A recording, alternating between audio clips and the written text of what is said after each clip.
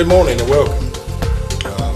Mr. Bell, I think you've got the application this morning. Yes, we have a gentleman here that's going to do the prayer this morning. He fulfills two jobs. He can pray for you, and then if you don't do right, he can lock you up. That's Sheriff Pierce. Chairman, Commissioners, good morning. Good morning. Let's join together in prayer. Our gracious Heavenly Father, we're so thankful for this opportunity to come together this morning.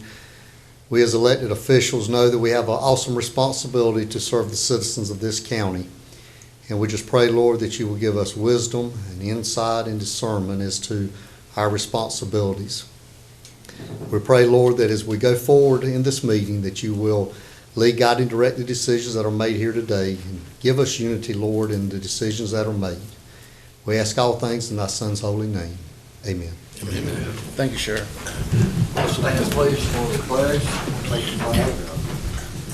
I pledge allegiance to the flag of the United States of America and to the republic for which it stands, one nation, under God, indivisible, with liberty and justice for all.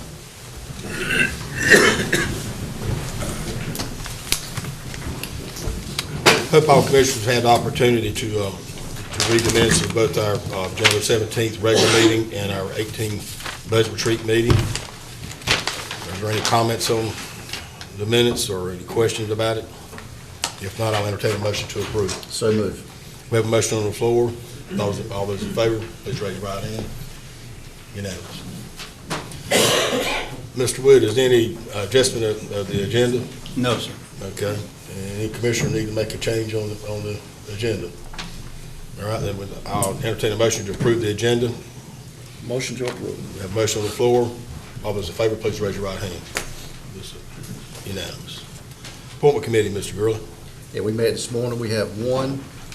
We'd like to recommend the appointment of Michael Lewis Price as a fire commissioner to the Wayland Fire District. I'll put that in form of motion. Have a motion on the floor. Any discussion? All right, all those in favor, please raise your right hand, please. It's unanimous once again. And that concludes. Very good, very good. Okay.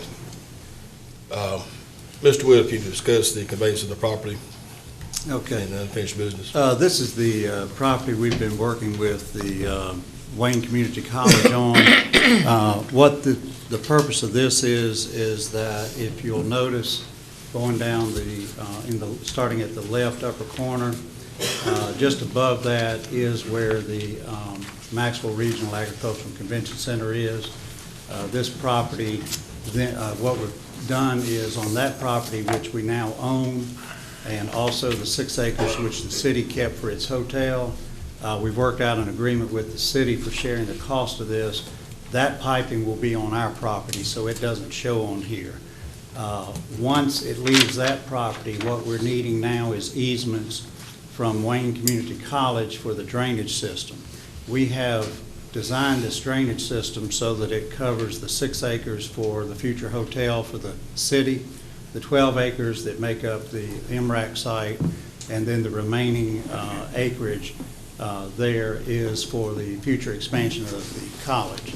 And the way we've used the design criteria for the college is to assume a similar build out to what they have now, so that you're able to determine how much impervious surface there'll be there, because that's what's critical in designing these drainage systems.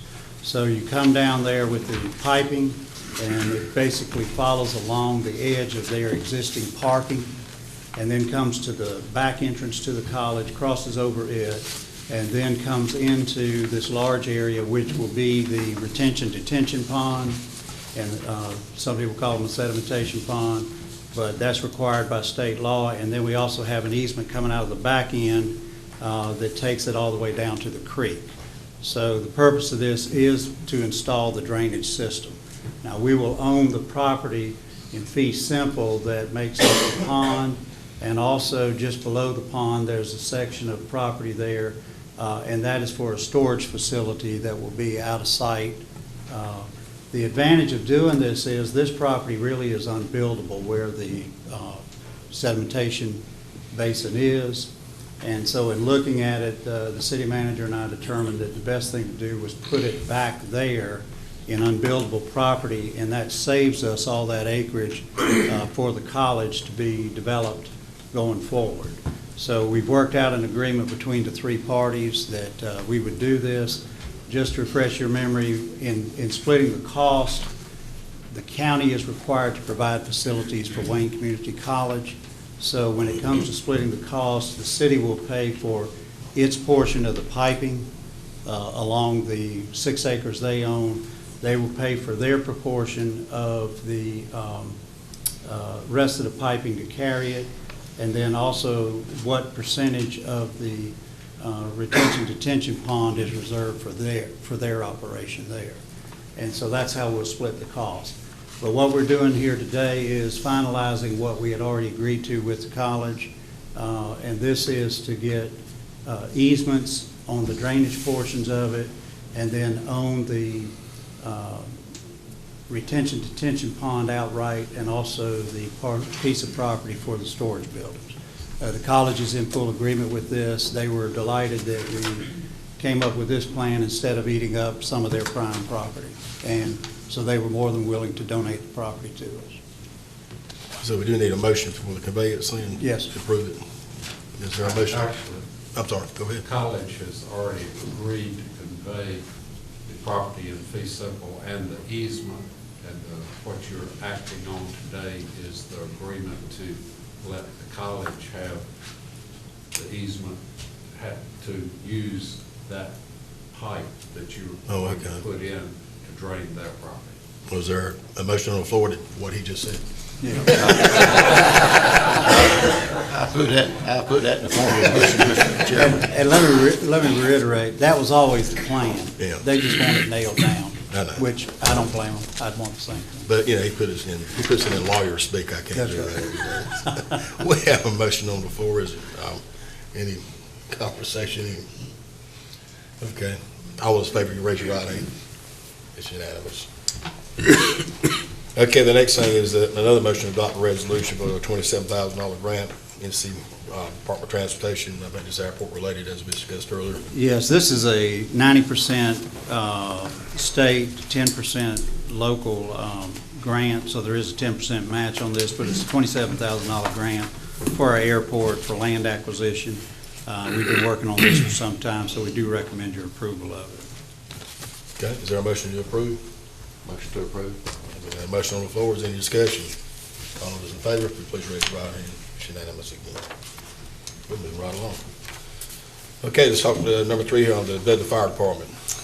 All right, you have a memo and also a letter from the chief and a letter from the board of directors chairman on that. They're giving you the background on why they need the 2 new trucks. One, they're going to pay cash for, the other they want to finance. There are 2 stipulations in our fire contracts. They meet them both, which number 1 is that debt service payments cannot exceed 50% of the revenue they receive from the county's fire tax levy. And the other is they have to have a reserve of operating funds of at least 3 months' revenues. So with that, Mel Powers and the fire marshal, Brian Taylor, and I reviewed it. We think it meets all the criteria, and so we recommend that you approve it.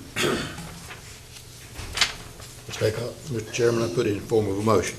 All right, we have a motion on the floor. Any discussion? All those in favor, please raise your right hand. We're unanimous. And the next one is a motion to authorize the execution of a construction agreement. This is an agreement that will be similar to the one that you entered into with the Board of Education for the 2 middle schools. This is for the new school out at Meadow Lane. And what you're doing is they're conveying the school to you. You'll be able to then get the refund of the sales tax and put the land up to secure any debt that you have on it to build the school. You'll make them your agents to build the school, and they will have the right to make any changes, but you have to agree to any change orders. So I recommend that this be approved. Mr. Chairman, Yes, sir. I make a motion that we authorize the execution of a construction agreement for Meadow Lane Elementary School with the Wayne County Board of Education. Okay, we have a motion on the floor. Any discussion? All those in favor, please raise your right hand. We're unanimous again. Are we at 9:15 yet? 1 minute. Kendall, I believe he could probably come here and give us an update real quick on the sewer meter. In 1 minute. That might be. If you go over just a little bit, we'll allow it. All right, guys, what we were talking about here is the sewer system out at Genoa. We, for years, we've kind of been losing money on that system. What it amounts to is we've got 7 locations where other people's sewer dumps into our sewer prior to going to Goldsboro. And what we've collected has either equal or sometimes less than what we paid to the city. Well, you guys were generous enough to let us put sewer meters in, and to be honest, we didn't even read those until February the 1st, but we made it known that we were putting those meters in July of last year. And as you can see, from July to August, we dropped significantly on what we send to Goldsboro because those people that were sending us their sewer decided to fix their sewer systems. They smoked their systems, fixed their I&I, and problem solved, so it kind of taken care of itself. But we've got record here since July. We've already, what the difference between what we collected and what we sent to Goldsboro, we've made $75,000 just in 5 or 6 months here of what we're saving. And like I said, we've literally just read the meters in February, so we haven't even been able to calculate those savings yet, but it'll add to it as well. So, good job. Any money that we receive, we put that back in for the It maintenance. stays in there. This is, we operate this with a separate sewer fund, so all the money stays in there.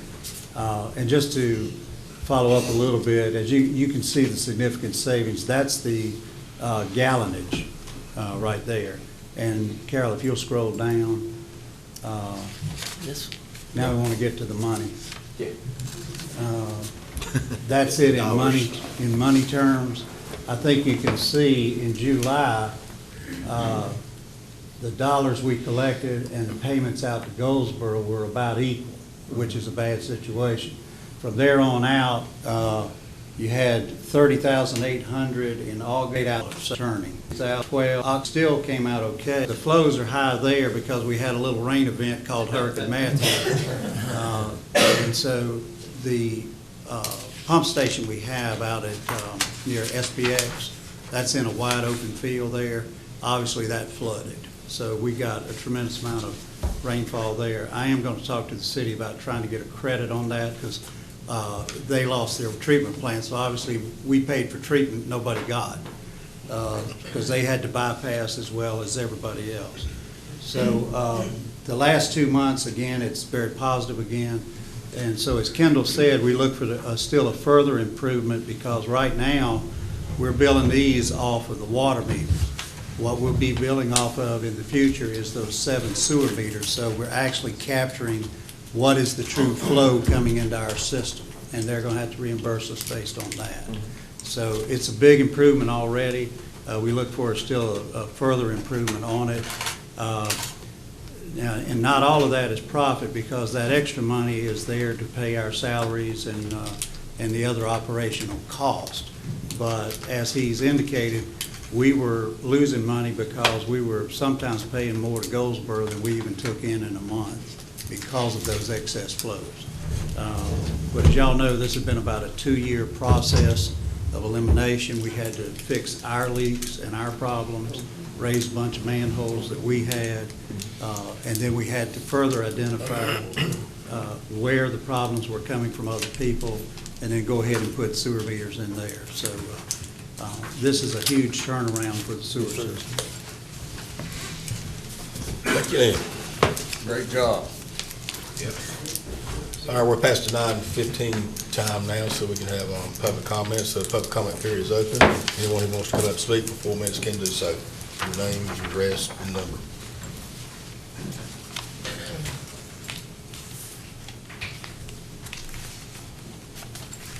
Tom Drew, P.O. Box 587-27533. Backtrack to the last meeting, communication breakdown. I did review the YouTube. Initially, the chairman I thought he was saying speak to the audience. What he was saying was speak to the ordinance. Though I was on top of the matter as a teacher of engine overhaul, not a restoration, a matter I've been addressing a long time. The auto restoration industry, Wayne County prime location, beginning to end. When I did first get up, there was a gentleman, his last words of the matter of the ordinance was worrying him to death. I did try to address that a little bit. As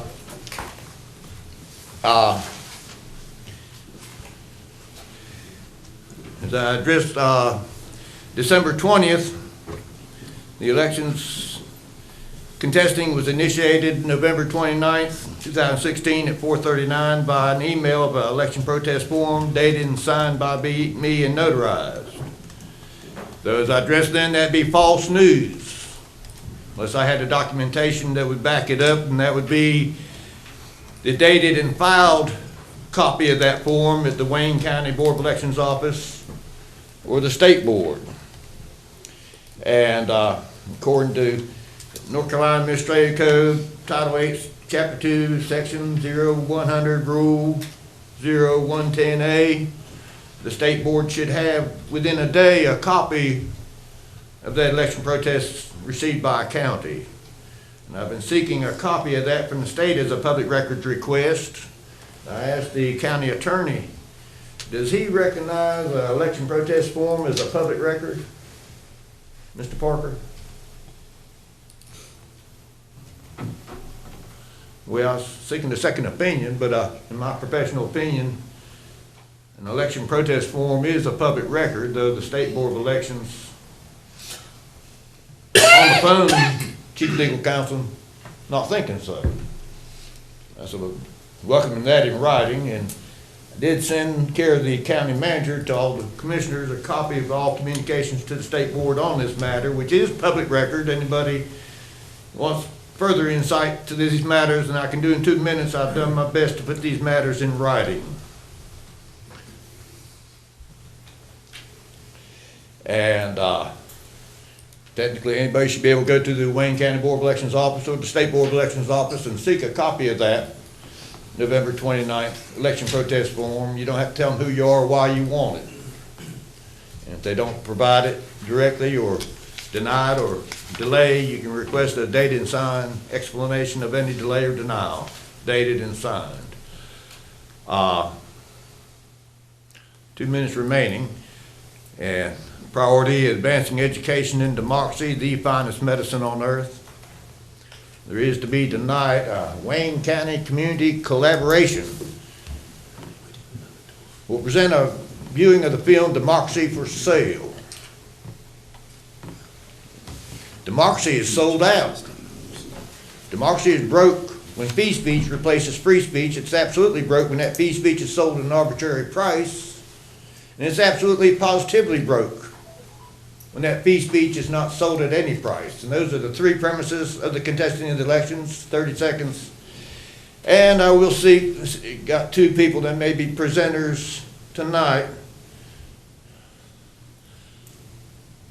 If and when and where they are open to discussion about the quality of education and democracy, that's a threat to national, international security, that no board of education or commissioner is open to discussion about.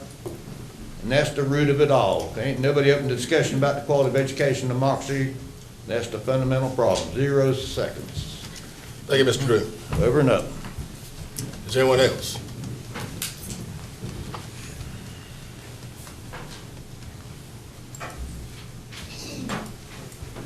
Linda Harper, 210 Bailey Drive, Goldsboro, NC. I just wanted to publicly thank the commissioners for allowing me the opportunity to represent you at the Regional Advisory Council on Aging. And I also want to compliment Ms. Paula Edwards, because whenever I go, I have to report all of her work. And she does such an outstanding job that I'm proud to represent her at the regional and on the Governor's Advisory Council. And so I'm happy to be a representative of Wayne County. Thank you, Ms. Harper. Anyone else? Okay. If there's no one else, the public comment period is closed. Okay, Mr. Wood, I think we're up for this schematic design for the 911 center. Okay. We have Mr. Stumbo here with Stuart Cooper Newell to go over the schematic design with you. He presented one at the last meeting. The Facilities Committee has met and looked at that, and they've made some recommended changes. I think he has looked at that and kind of revised the plan, so I want to go over that with you.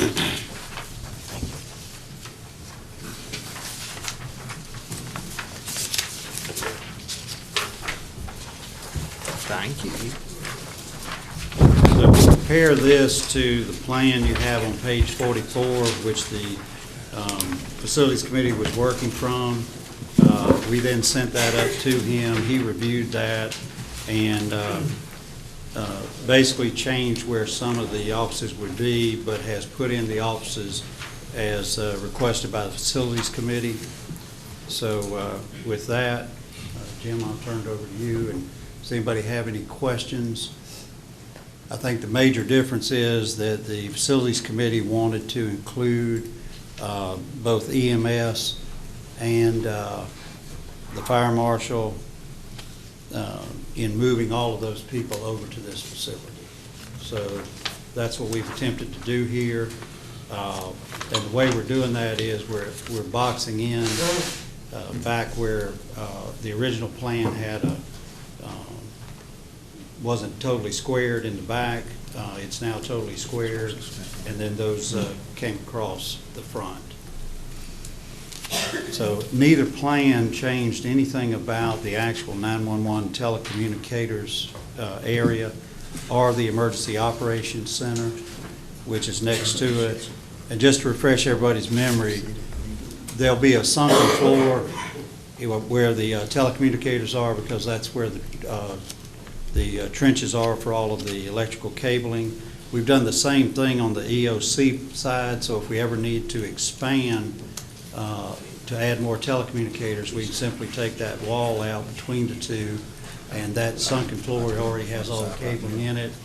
And then Mr. Stumbo's designed it to where you could then build a new EOC on that same side. So none of that has changed, is my understanding. So with that, I think we're at a point whether or not y'all are ready to proceed on with approval of the schematic design and then move forward to full design or not. Okay. Well, we got him here, guys, if y'all need to ask questions. Or is everybody ready to move forward? Mr. Chairman.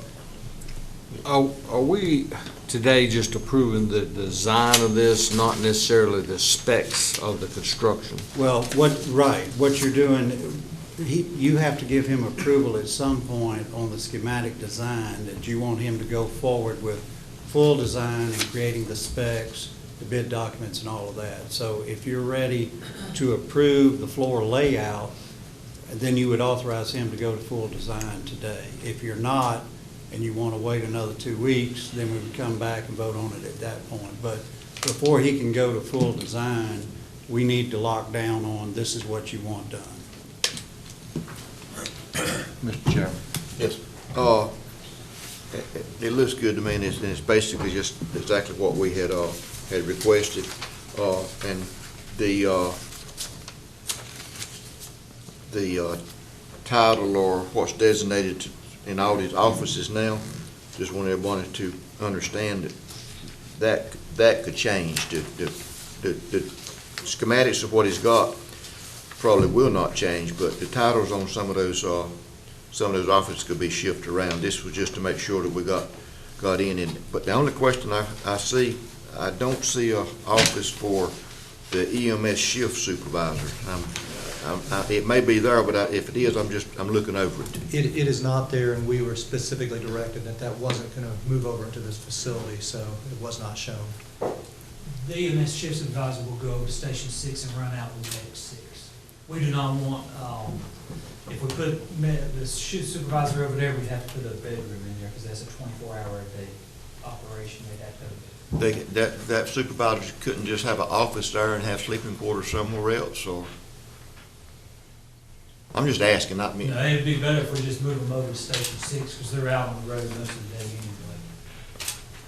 That's at Madison, right? I'm sorry. 6, sir. okay.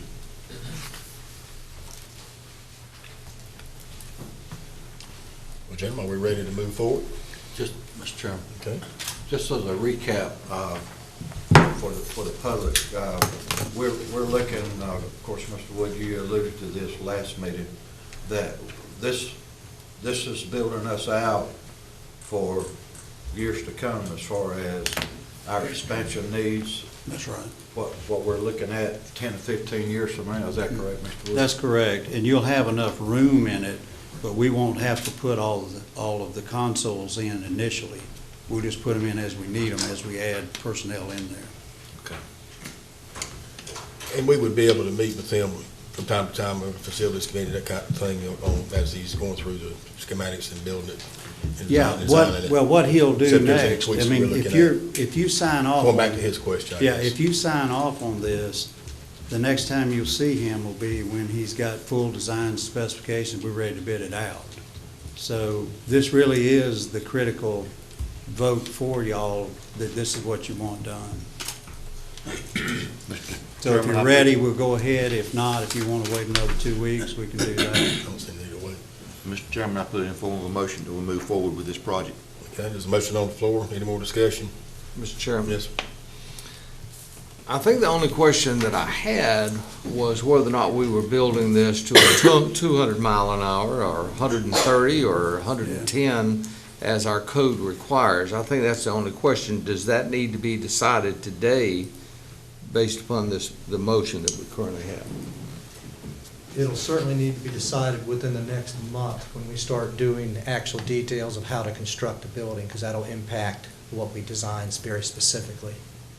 That's why I asked the question. Yeah, Could we get yeah, I that? think what we can do is between now and the next meeting, we'll get the cost differentials and exactly what is entailed in that. Sure. And, but I think we were looking between 130 and 200, if I remember correctly. Where did the 130 come from?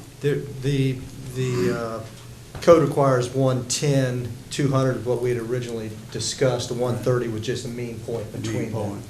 Right. You know, we have numbers, reasonably good numbers for the 110 and the 310 based on actual bids. Anything in between there is just an estimate, you know, a reasonable guess at this point, because we'd have to really design something to figure out exactly what the differences in construction would be. Because there's structural issues that have to be resolved, types of roofing systems that have to be investigated to find out what that difference, actual design difference would be, so you could put some true cost to it.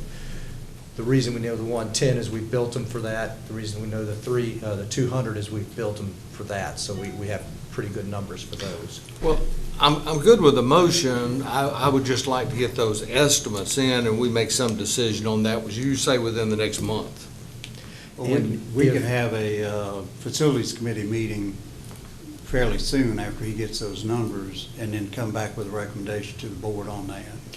I'm good with it. Okay. Mr. Chairman. Oh, Ms. Mills first.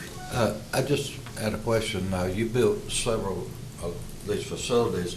What is the norm that you find? Is there a particular norm? It really depends on what the community's desire is. Examples would be Brunswick counties, which they've been in for just a little bit over a year, is designed for that's 120, the coastal speed there.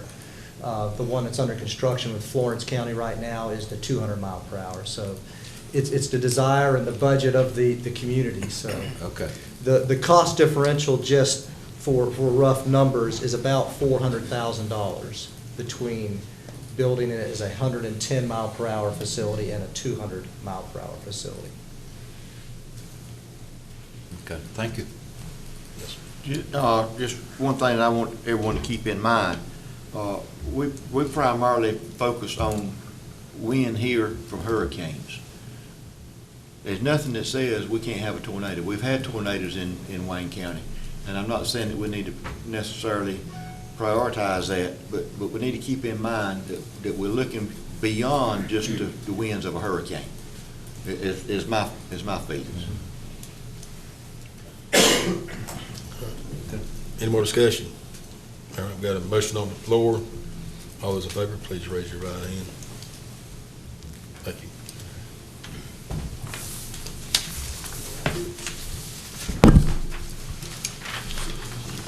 Okay. We've been over all the budget amendments, and also we talked about the restrictions on the 30 acres in the earlier briefing. Is there any more discussion on either? If not, then I'll entertain a motion to adopt the consent agenda. So moved. I think Joe Beach. Got a motion on the floor. All those in favor, please raise your right hand. Okay. Moving on to new business, I think we got Jason Hill here to give us an update on the DWI Task Force review.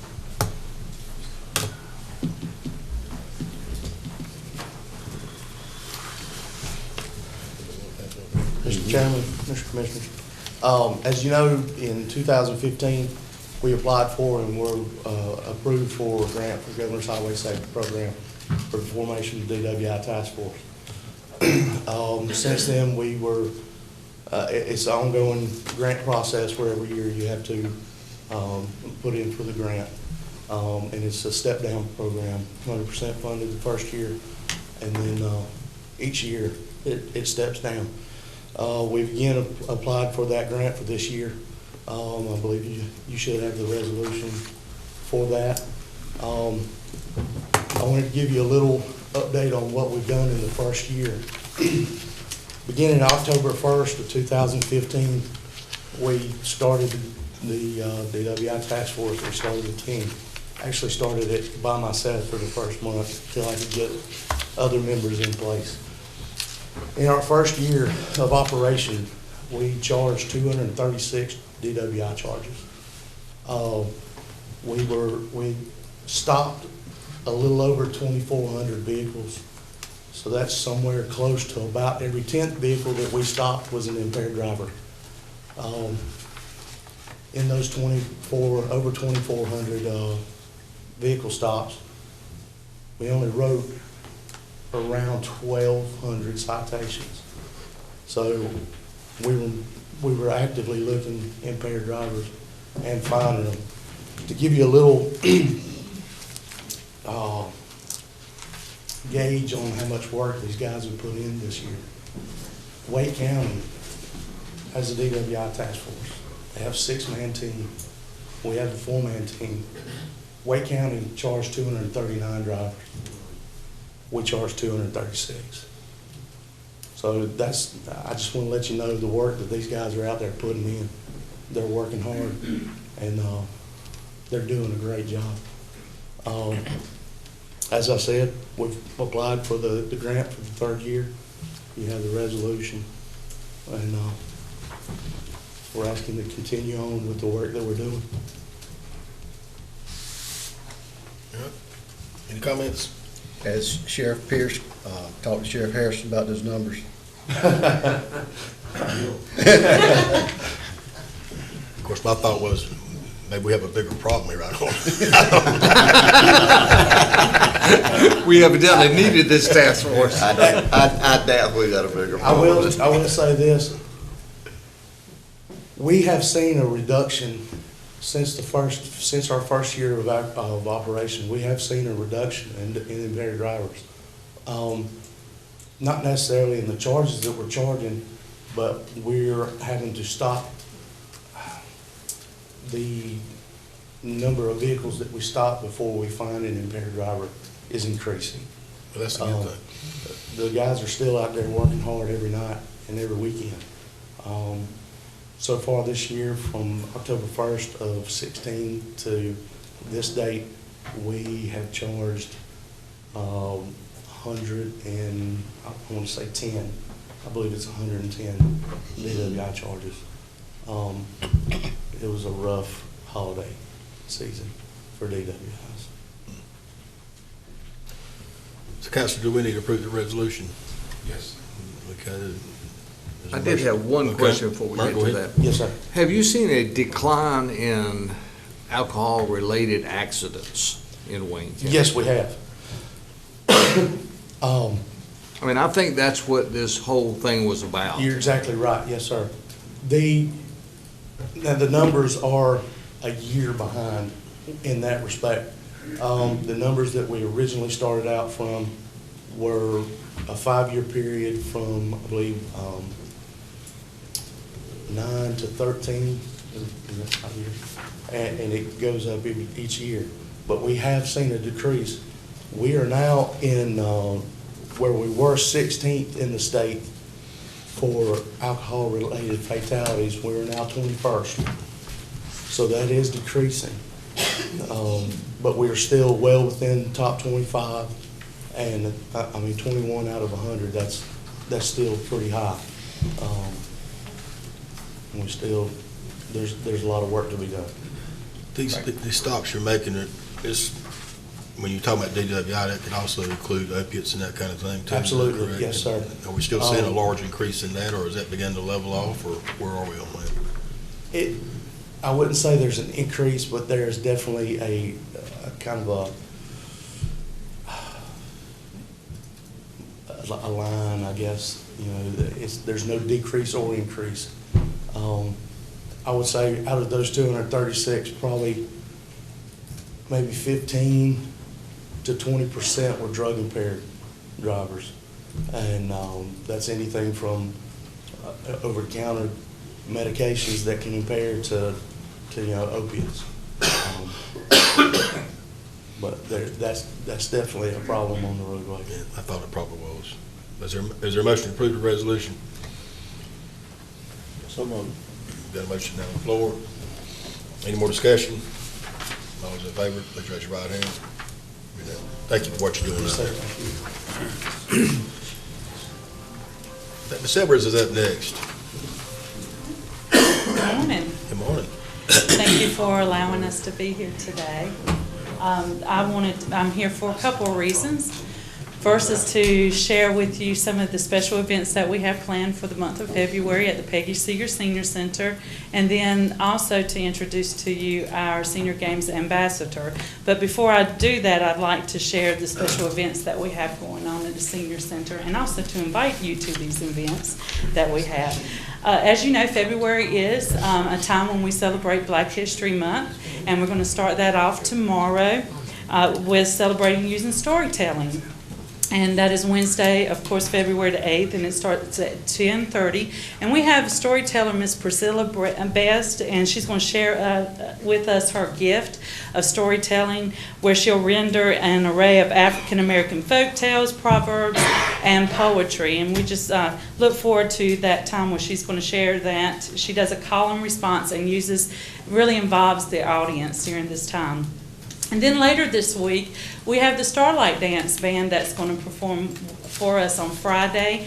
That is February the 10th from 7 to 9 p.m. This event is free, and it's open to seniors of 50 years of age or older, so we're opening it up to the public. And then the following Friday, we also have the Monitors performing for us in concert as well, and they will help us celebrate Black History Month. It's just a time to enjoy great music, but also to learn information about African Americans' contributions to music. And this is a free event as well, and open to the senior public. And then we have drama team, our very own drama team in Peggy Seeger Senior Center. They will be performing Wade in the Water, and that's on Tuesday, February the 28th at 3 o'clock. And it's a walk through history of African Americans fighting for the right to be seen as much more than property, but as humans seeking the right to life, liberty, justice, and the pursuit of happiness in America. And they do an awesome job. And then we have some other things going on. As you know, this is our favorite time of the year, tax season, right? And I know better than that, but the AARP, we have tax volunteers, and they're at the Veterans Administration, and they're going to help you for free to do your taxes on Tuesdays and Thursdays from 9 to 2. But in order for them to do that, you do have to schedule an appointment, and you'll go through the Peggy Seeger Center to do that. And they're located next door to us is where you'll go, but you have to schedule an appointment with us. And Hermanita Harris is the individual that you'll call, and her number is 919, of course, 705-1784. We just had a nice, successful event this past Friday, our senior health fair. You may have seen our parking lot and the road and everything full. And that is our annual Senior Games Health Fair. It's an opportunity for us to let seniors in the county know about Senior Games coming up to register, and also a fundraiser. And so I'm going to invite Stacia Fields with Goldsboro Park and Rec and the Senior Ambassador, Pauline, to come up here and inform you more about Senior Games that's coming up in the county. And thank you. Good morning, gentlemen. Thanks for having us. Pauline Gassaway is our newest ambassador. She had to go through training through Senior Games in Raleigh, and she passed, of course, with flying colors. So we're so glad to have her on board. I do want to invite you all to Senior Games. I've got registration forms for you here. I'm not sure if any of you up there are over 50 or not, but our games are for anyone 50 and above. We've got all kinds of activities from backyard kind of games like croquet and shuffleboard to more competitive running events, all of the track events. This year they're going to be held at University of Mount Olive's brand new track, and their rec students are going to help us out with that. We've got swimming events, we've got bowling, we've got golf at the municipal golf course. And then we've also got an art component, so if you want to get up on the stage and have your time to shine, that's at the Paramount. We've got the Arts Council involved in displaying our visual and heritage arts. So we run the whole gamut, and it lasts the whole month of April. So I will leave forms for you guys, really. Registration takes place from right now until March the 3rd, and then the games are held the entire month of April. Pauline's going to let you know a little bit about just her favorite activities and why we want you guys to get involved. Well, good morning. It's a privilege being here. My name is Pauline Gassaway, and Mr. Chairman and Commissioners, thank you for giving me this chance to speak. It's an honor. This is a total surprise. I was asked by this lady here, who is the local Wayne County coordinator, if I wanted to be an ambassador. And of course, there's a process. You have to complete an application, and it has to be sent down to Raleigh, the board of directors. And I was honored that, I was accepted, and I plan to, we are an elite group. There are 2 other ambassadors. I am the new person on the block. So there's Teresa Wright and Jean Lovin. And the 3 of us, what we want to do is just enhance and work with the coordinator to make her job somewhat more easier, because she's bouncing around all over the place. And we hope to encourage participants to come out, the older adults. And we just want to encourage them that age is not something that should keep you from being physically active. I believe in exercise, I believe in wellness, and I love to play sports. So this will be some of the duties that we will be doing, and we want to be a role model. I am an older adult, but it doesn't mean I have to sit home and be a couch potato or watch TV. Wellness is very important, and through the local senior games, this gives us an opportunity to really pursue that wellness. And again, I want to thank Paula Edwards, and I want to thank Rob Phillips, and I want to thank you all for letting us come here today to promote our program. Thank you. Thank you very much, gentlemen. And I do want everyone to know that registration forms are available at the Senior Center, as well as at the Parks and Recreation Department at Herman Park Center and W.A. Foster Center. Now, if you leave something with Carol over there, I'll be sure all these guys get involved. I will definitely do. Thank you. Thank you so much. Before you depart, in terms of the games that you offer, are there anything offered in the category of billiards? Yes, sir. We do have billiards. Yeah. And that, yes, sir. So you can sign up, not that I'm good enough at it to perform. No, no, but, no. Everybody's good enough. I saw, the last time I saw some gentlemen coming in and it looked like they had maybe their personal, might have had their personal pool suit, unless it was a cane that they had in the I'm not sure, I probably would have needed a cane. I probably would have needed a cane.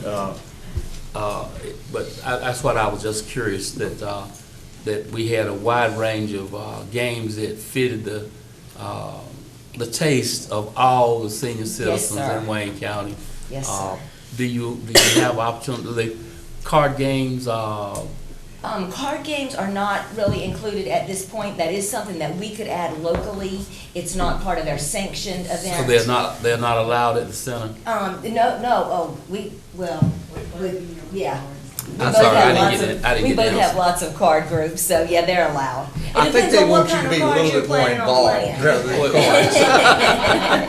Well, it's not so much of what I would be involved in, it's what the public who frequent the senior citizens would be involved in. I just, because actually you are, in Wayne County, you're gonna get a wide range of tastes of what folk want to be involved in. And I know some of the things that you mentioned are very valid for a certain population, but there's also a population that loves games. That I just want to make sure they were offered and provisions were made so that they could enjoy those, not just for the games, but for every day. Yes. What I failed to mention is that, you know, this time of the year, this is the local games, but on a daily basis, there are games like cornhole. I'm a component of that. We meet the first Monday and the third Monday of the month at the Foster Center, and we play cornhole on a daily basis. At Stacia, the activity calendar will lay this out. There's pickleball, some of the activities that are played on a regular basis, shuffleboard.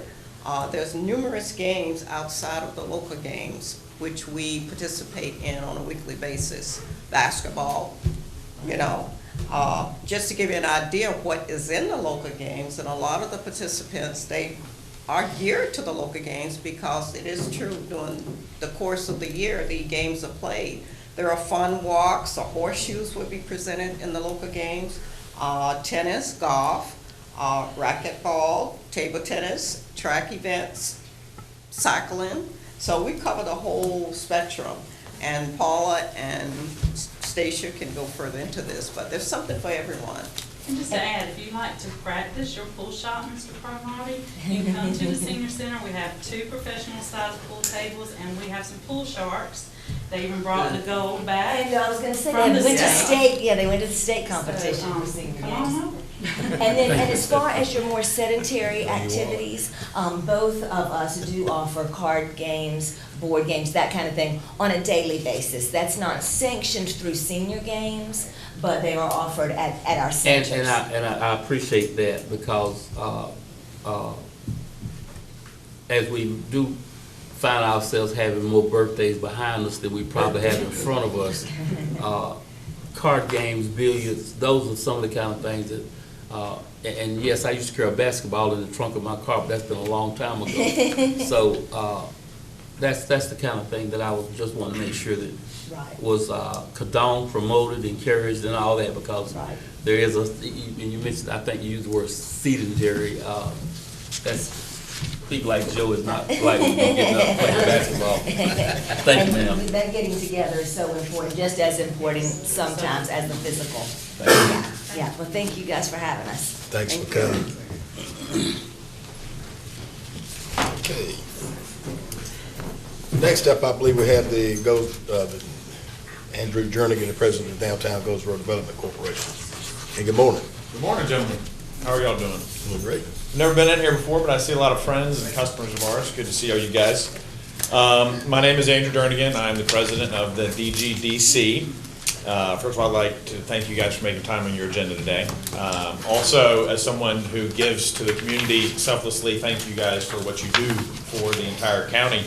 And also, as someone who gets hit up daily for money, I apologize in advance for doing that to you guys today. I'd also like to take a minute to recognize some of the downtown staff that's here. We have Julie Metz, the executive director, causing trouble back there. Aaron Fonseca, who is our events coordinator. We have Regina Lesnow, and then Gretchen Reed, who are two of our board members as well. A lot of people think they know about the DGDC, which again is the Downtown Goals Development Corporation. Most people think that it is the staff that works there. What many people realize is that they in fact are not the DGDC at all, and that is something that we're trying very hard to work on right now. I'm going to share a little bit more about who we are and what we do, but before we do that, I'd like to show you some pictures of downtown Goldsboro in the mid and late 90s. I know many of you will remember some of these pictures, but it's easy to forget, and it's also very important to remember where we have been and where we have made it to. What you're seeing here is the block of East Mulberry Street, 1998, between Center and John. I had to go back and remind myself what some of these are because it's hard to recognize them now. But this is where the Restore is, far down on your right, what used to be Hauling Hog, and then obviously some apartments, but it's really almost unrecognizable. I had to stare at some of these for a while. Next slide, please. This is the Oddfellows home, and what is currently the Flying Shamrock, which has become a staple of our community, which at the time was a closed and shuttered building. Next slide, please. What we see, let's see, this is 100 block of East Mulberry Street. This is Mulberry coming from James towards Center. Next one, please. This to the left, you'll see Pastimes, which is still currently there, but closing, and hopefully we're looking for a new opportunity there. Thai Garden on your right, and then what was before unused space and now high-end apartments above that. This, as most of you probably know because you've been attending the Center Street Jams for a long time, is where we used to hold the Center Street Jams. It's hard to see in this picture, but it's mostly overgrown, completely dirt, but this was also considered public parking, which is kind of embarrassing. Moving on, we have the first block of Center Street. This was the first thing people saw when they came to Goldsboro and entered our downtown. What you see is worn out, used up, rusted out buildings, and pretty dismal. Bad first impression, I would say. Moving on, Central Lunch, which is where my great-grandfather started his breakfast every day, dragging customers to our furniture store out in the country. But obviously not looking the way it does now, which is where Ed's is located. Next, please. This is where the Laughing Owl currently resides. Again, total transformation and something we've turned into another staple of the community where we all love to enjoy, dine, and socialize. This was our downtown public parking. It is literally nothing but dirt and pretty awful looking. You think about what we used to be considered acceptable as a city and where we have come to now. Moving on. This is 100 block North Center Street facing south. What I see immediately is some severely problematic parking situations, terrible traffic patterns. You know, I'm already getting used to the roundabouts, which are amazing. I don't remember if you remember how you have to turn left, but it only accommodated 1.5 cars when you were trying to make that turn. And not to mention we had old and dying trees, which were a bit of a controversy at first, but we all saw the improvement of their moving on, which also allowed for some safety due to increased visualization across the streets. And then this one's really impactful to me. Most of y'all probably recognize it from the shape of the building, but this is an absolutely awful looking building and is now one of the, I think, premier cornerstones of our new community with, again, the Ed's expansion underneath. This is obviously the old Goldsboro Pharmacy, and then now high-end apartments above that, which if you have not seen, you should contact Daniels to do because it is truly a remarkable transformation. And then this is, again, most of you take a little while to recognize it. This is where Well Traveled Beer is now, an amazing new facility we have. And then again, some amazing apartments above, which are have been done in this building, has been rehabbed with one of our city council men. Moving on. And then this was the hardest one I had to try and figure out. I literally stared at it for a while. Y'all could probably tell me, you have more experience downtown than I do.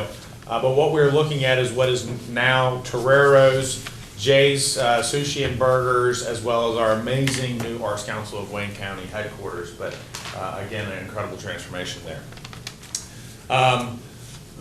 Let's see if I read this. The future belongs to those of us still willing to get our hands dirty. At the DGDC, that is a core principle of who we are.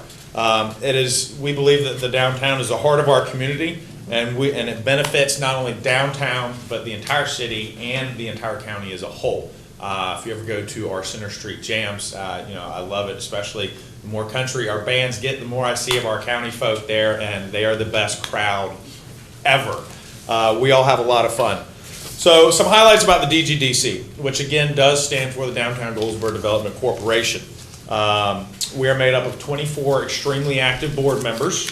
We have additional 45 committee members, totaling 69 people who work every month, a lot, without pay in order to improve our entire community, specifically focusing on downtown. We are a 501c3 corporation. We were developed independently almost 40 years ago, and I say independently from the city because a lot of people confuse us, in 1979. While Julie Metz serves as our city liaison and executive director, we are two completely separate entities. Last year, between the 69 of us, we volunteered 3,363 volunteer hours. Again, among 69 people, that is almost 50 hours per person per year.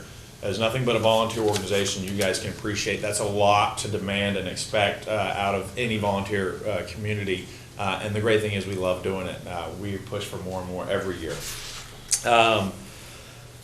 Many of the fun free events that you guys all get to enjoy and our families enjoy downtown, obviously most notably everybody thinks of the Center Street Jams, but it's the trolley rides, it's Lights Up Downtown, sprinkler fun days, ice cream socials, dog park events, you name it. Those are all put on by us via a separate fund that our board and committee, not staff, are responsible for raising. Something else about, you can move on please, thank you. Something about us, the Main Street program is not your typical economic development model.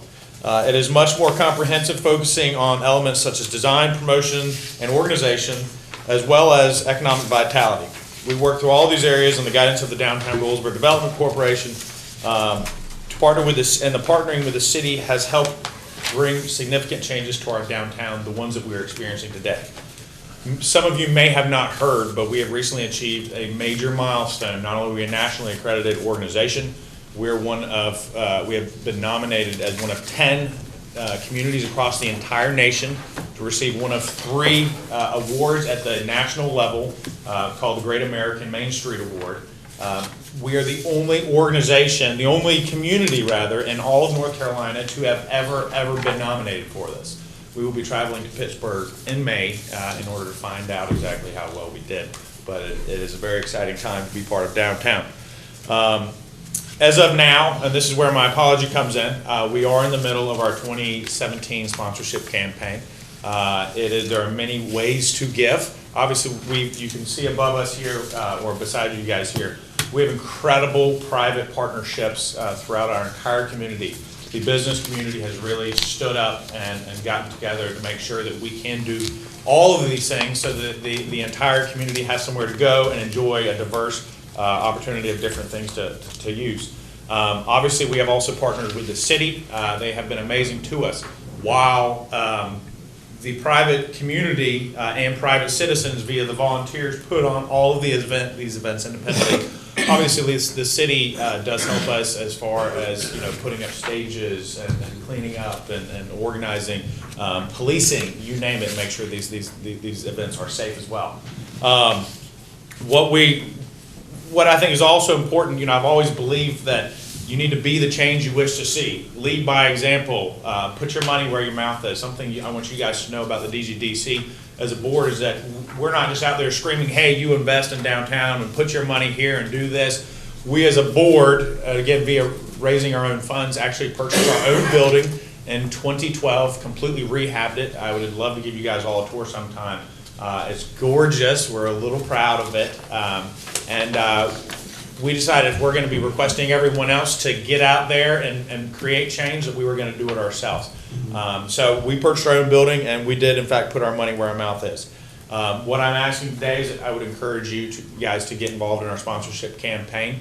because again, our downtown is a benefit of the entire community, and I love seeing all you guys out there for the many different events that we do put on. Julie wanted me to express to you today, and that's Julie Metz, our executive director. I don't want to bore you guys with too much time. They told me I had 8 minutes, and as a journeyman, that's very hard for me to consolidate down to. But she would love to come at a separate time at you guys choosing and talk to you guys about all the updates and changes that you've seen so far to date. Maybe more importantly, and some of you guys may already know about this or not, there's a lot more change and construction coming to our downtown, and it's very exciting. We like to keep you guys abreast and aware of everything that's happening. By the end of this year, we should have a permanent farmers market, permanent public restrooms.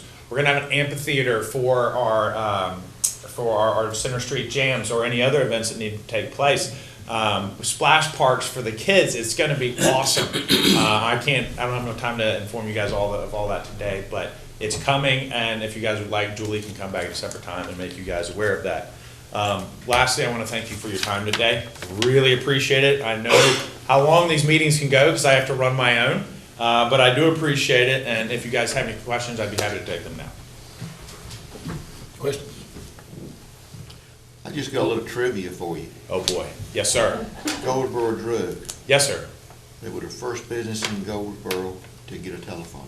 And what was that number? 1. Yes, sir. So I actually taught history on the, I don't know if you guys are familiar with leadership of Wayne County, and then I did that and served on the Board of Regents as Vice President and taught History Day for 3 years afterwards. So maybe you, and if you're a history buff, I am too, we can get together and talk about the beginning of it all. So I like that. I would like to address this to Ms. Metz. I believe,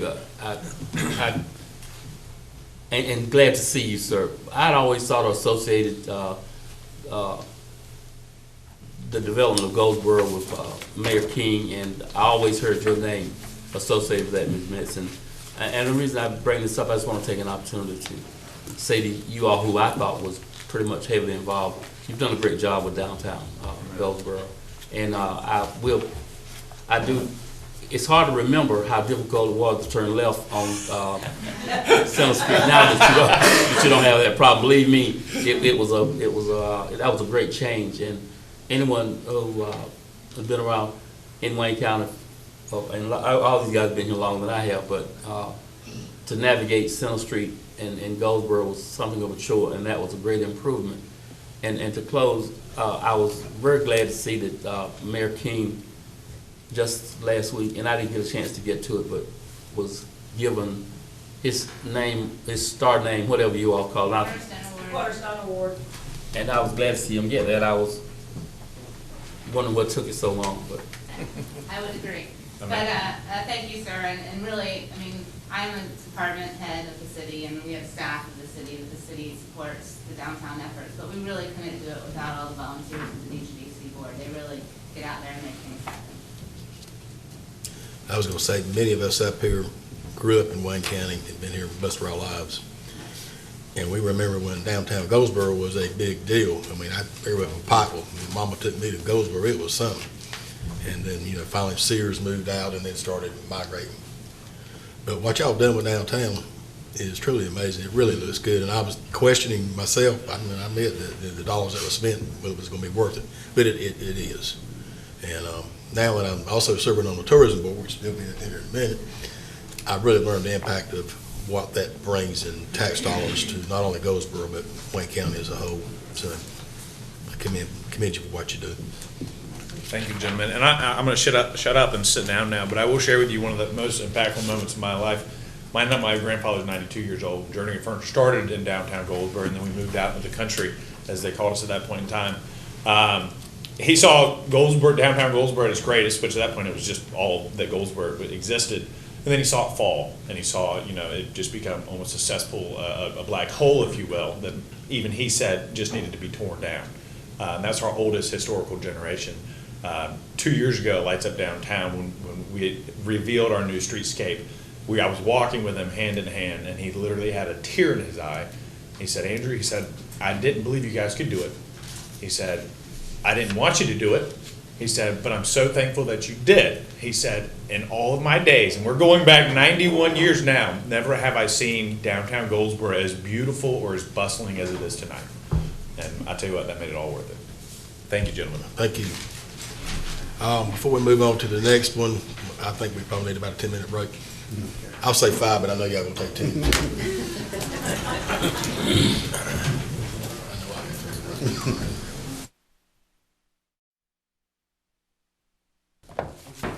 All right, we're back.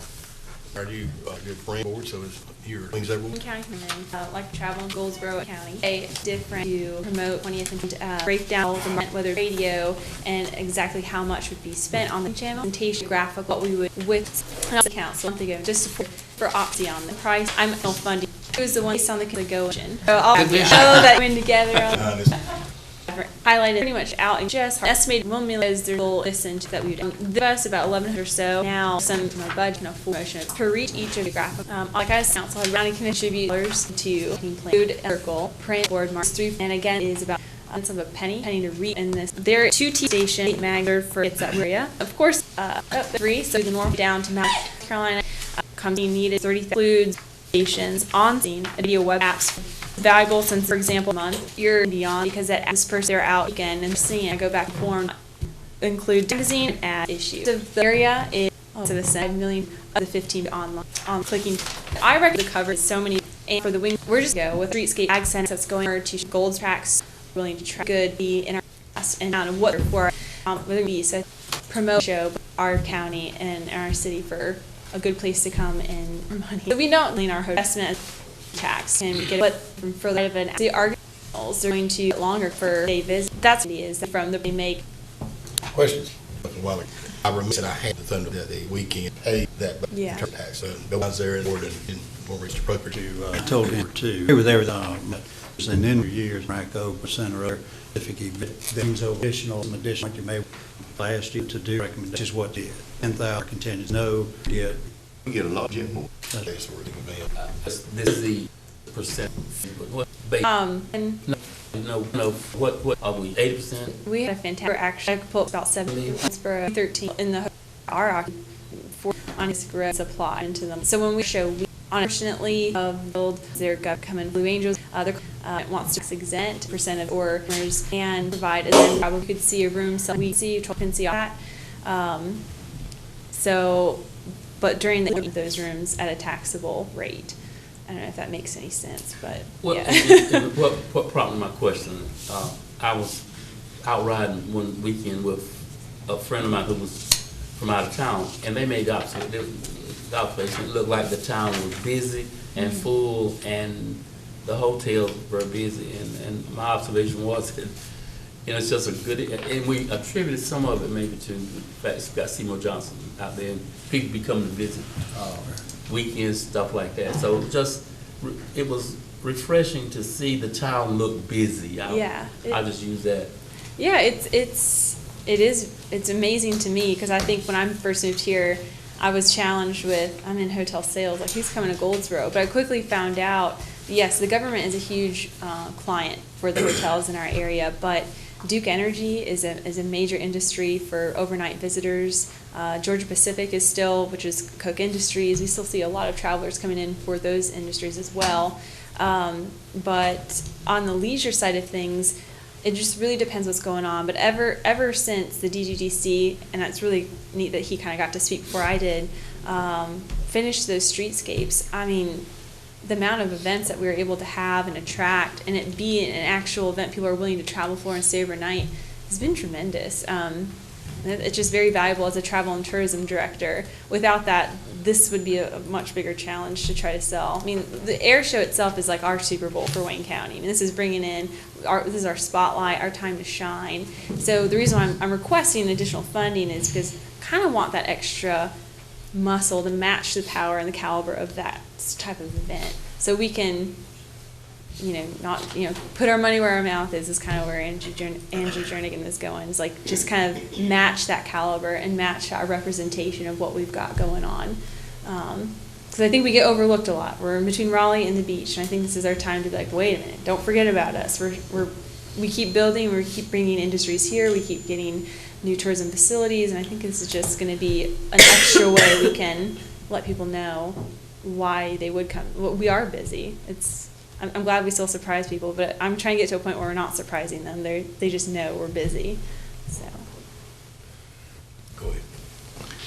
Just for clarification, on the budget amount there, roughly 19,000, half is coming from the county and half out is coming from the city. Is that correct? That's why they're asking for 10 each. And the second thing is, are we not using any of our proceeds out of our funds from our hotel tax? That's what she's talking about. She needs to supplement that amount. She is using some of that. She is using some of that. Technically, option 2 cost $29,000. Well, I was just wondering the there. additional funding is needed to. So, in other words, that you're number. taking roughly 10,000 out of your funds, and we're That's putting right. 10,000. That's right. Yeah.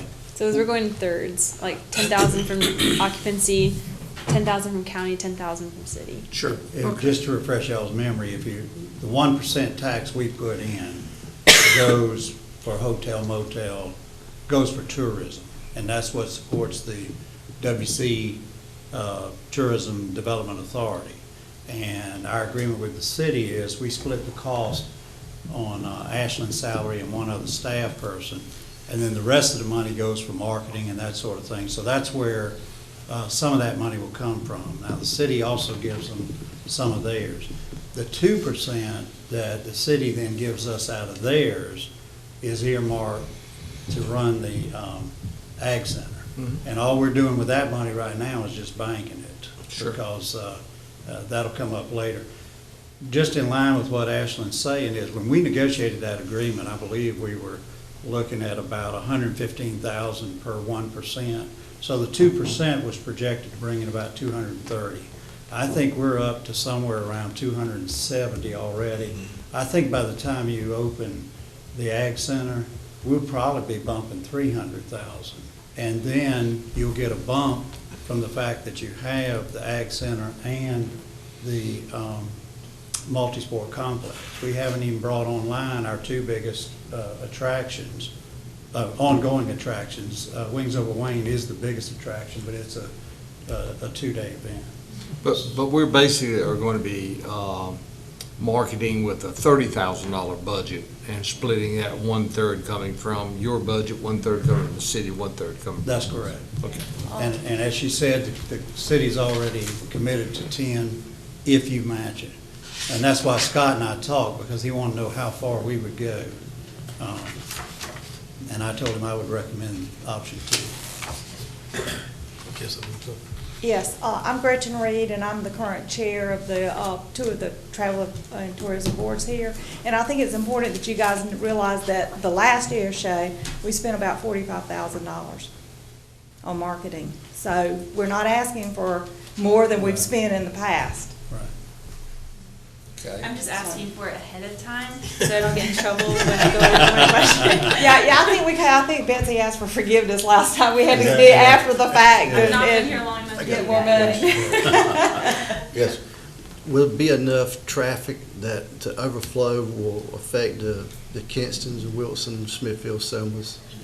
I'm sure they do benefit off of air show. That's one thing I have not looked into to maybe get their. Would it be appropriate to go to those towns and ask for it? You know, I should do that. I should do that next time around. I really should. I mean, it's not too late now. The Development Alliance actually is working with our sister counties to do site consultant visits, and they're doing helicopter tours, and so they are making it a joint effort. And they are contributing on that part of it. Right. Right. Just keep in mind, though, if you go to them, if They they have something, they're gonna come to us. That's right. I'll figure this out. Yeah, we'll get them to set up another chef on the farmer here, and then we'll try to, maybe set up some sort of partnership for your show as well. But I do thank you for your time. Any other questions? Mr. Chairman, are you wanting some action on this? Yes, we do need some action on it. Okay. Then I make a motion that we approve the recommendation, subject to the city contributing their and that that we budget right at 30,000, or I'm going to use the figure of 30,000, with 1/3 coming from the travel and tourism budget, 1/3 coming from the city, and 1/3 coming from the county. Okay. We got a motion on the floor, any discussion? Any more? All right, all those in favor, please raise your right hand. Thank you. Thanks, and by the way, if you really want to see what's going on over there, travel tourism, if you'll go to social media, Facebook, and see Ashland and Amber about town. Oh, yeah. If you want a good laugh and you just Y'all want to do a take really good job. break from... The golf trip was the best one I've seen. Okay, yeah, well, thank you. Thank you. May is not very far off. No, and May You got a 20th is lot my of work to do. birthday, so if you want to come bring me some cake that day, I'll go work the air show. I won't be upset at all. Thank you. Thank you, Ashley. Thank you, Trish. Okay, and new business number 5, motion for the regular Board of Commissioners meeting March 21, 2017, include a recess to attend a joint meeting with the Board of Education. And I think we covered that before. Right. Yeah, they want to update you on some things, and we felt like it's good at least once a year for y'all to have a joint meeting and let them go over what they've accomplished and that sort of thing. We do need a motion on that, right? Yes, we do. So moved. Got a motion on the floor, any discussion? All those in favor, please raise your right hand. County manager comments. In the interest of time, I'll keep them short. The main thing I wanted to update you on is some good news about the Advanced Manufacturing Center. As y'all know, we've all been a little frustrated with the length of time it's taken to get that done. After Dr. Walker got on board, I met with him several times. One of the things we decided was that we needed to have a meeting with the college, the county, and the city, and go over the scheduling of that, and if there was a way to mitigate some of this FEMA requirement about we could only spend 50% of the value of the property in any one year, because a portion of it was designated as being in the floodway.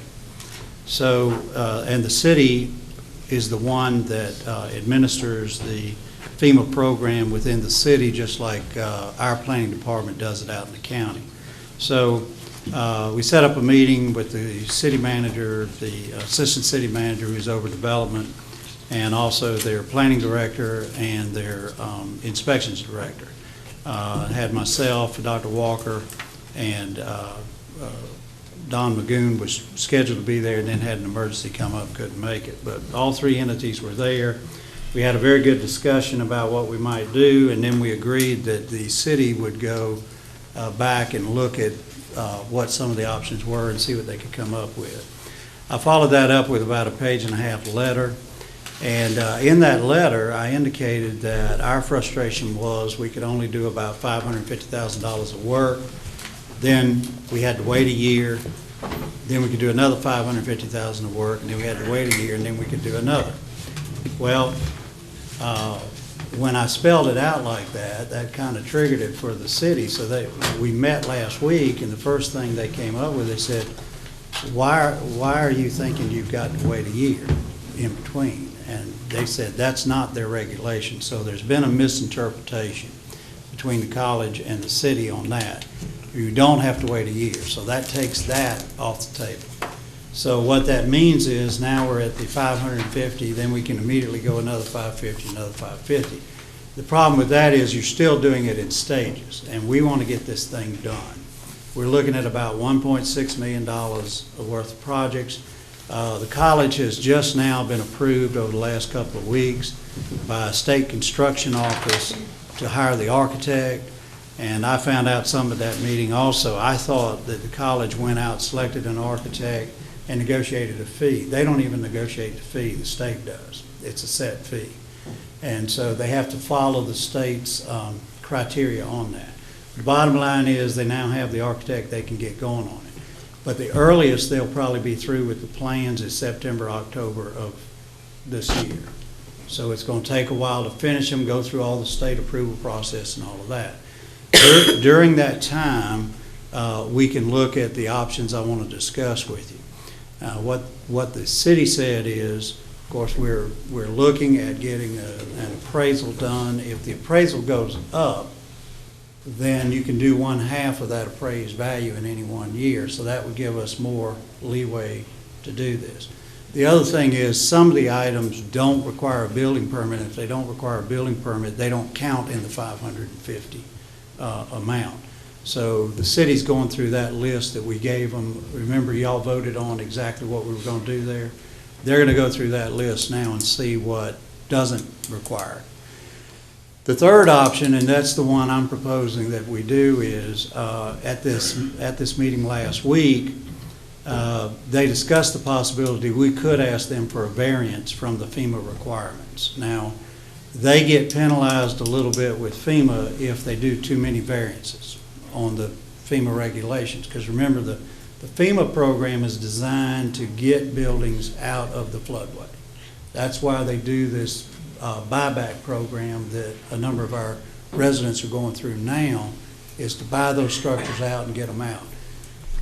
Our point is, and Don Magoon has photographic evidence of this, during this flood that we just went through with Hurricane Matthew, that building did not flood, and we had about almost a foot of clearance before it would have gotten into the building.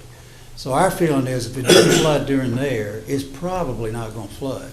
We could question whether we could get it removed from the 100-year floodplain, but that's fairly expensive. It's time consuming. You've got to hire an engineer and go through all sorts of calculations, and then run it by the Corps of Engineers on that. So we don't recommend that option. The city doesn't recommend that option. But with a variance, we can ask them to waive the requirement that we're limited to $550,000 in a year. And the reason for that is, if you think about it, usually a variance is given to allow you to do something in a particular zone that's not normally allowed. The issue here really is just one of timing, because we're allowed to do the building like we want to do it. We just might have to do it over a 3-year period. So all we're really asking them to do is waive the time period and let us do the project as one project and not a bunch of phases. And the arguments for that, of course, is it's for public education. It allows our students to get the education they need in these advanced manufacturing fields. It allows our industries to get those trained workers sooner than if we had to wait. And so with all of that, what I'm proposing to you is that we proceed on with trying to get a variance through the city. And again, it's the city's Board of Adjustment that will handle this. Now, in the city, their Board of Adjustment is their planning commission. So this would go before their planning commission, sitting as their Board of Adjustment, which, just like with us, is a quasi-judicial hearing, and then we'd go through it. But what I'm recommending is that I believe, if I understand the rules correctly, that WCDA would actually make the request because they are the owner of the property. They lease it to the college. The college would also go in as a co-applicant.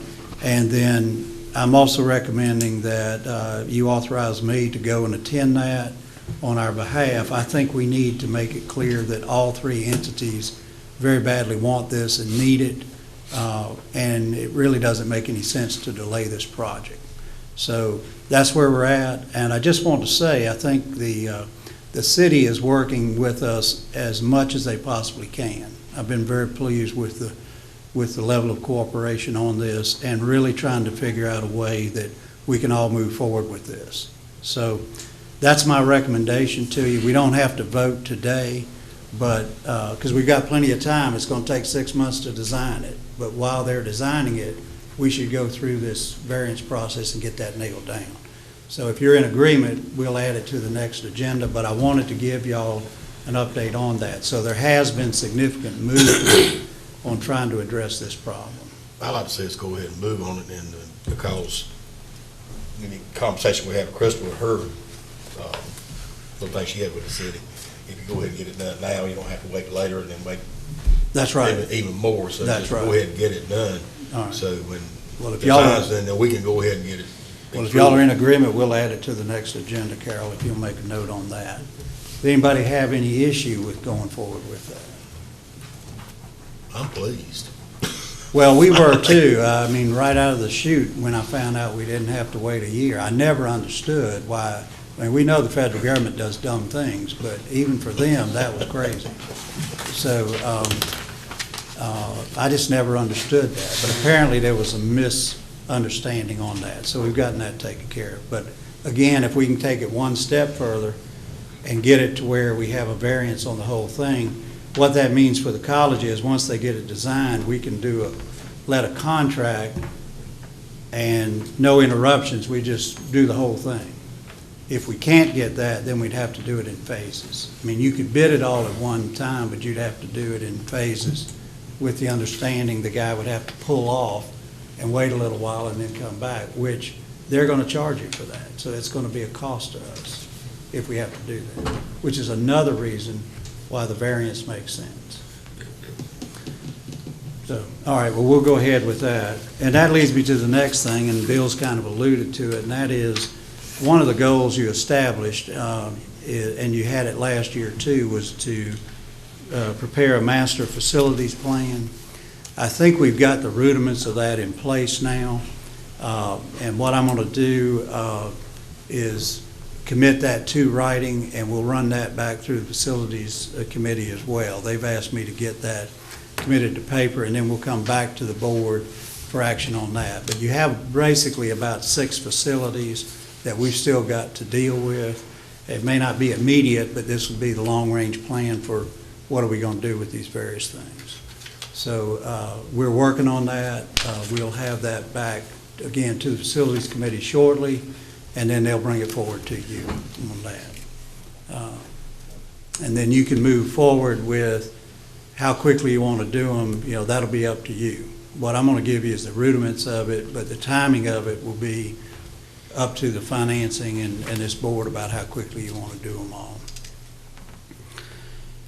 And those are the main things. I do want to report MRAC is still on schedule. Everything's going well there. We have a meeting scheduled, I believe, next week with the architect, and we'll be going over the furnishings and some of the interior color schemes and things like that. We need to talk about this brick paver very seriously in that meeting. Yeah, and that's on there, is the brick paver program we were talking about. So we told them we want to add that to the agenda as well. So, but if you haven't been out there, I encourage you to drive out there. You can get on the back road now, going in there. All of the parking areas and driveways and everything have a binder course on them. So you can drive on them if you want to go out there. Or you go to our website and look at the drone flight that Kevin just put up there last week. Kevin does a drone flight about every 3 days and keeps up with it. And so you get a good aerial view of it from what he does there.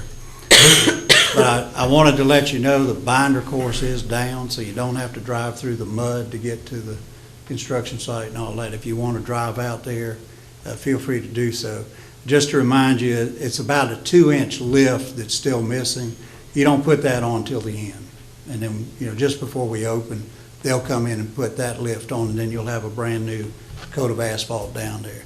The reason for that too is some of the construction trucks may damage the binder course. They can go in and repair that, and then they put the final coat on. But the project is well underway, and I think their plan is to do the office building side first. They want to get that enclosed with a roof so that if we have bad weather the rest of the winter, they've got an area there they can be doing work inside. So, anybody got any questions on that? I have a question on something different.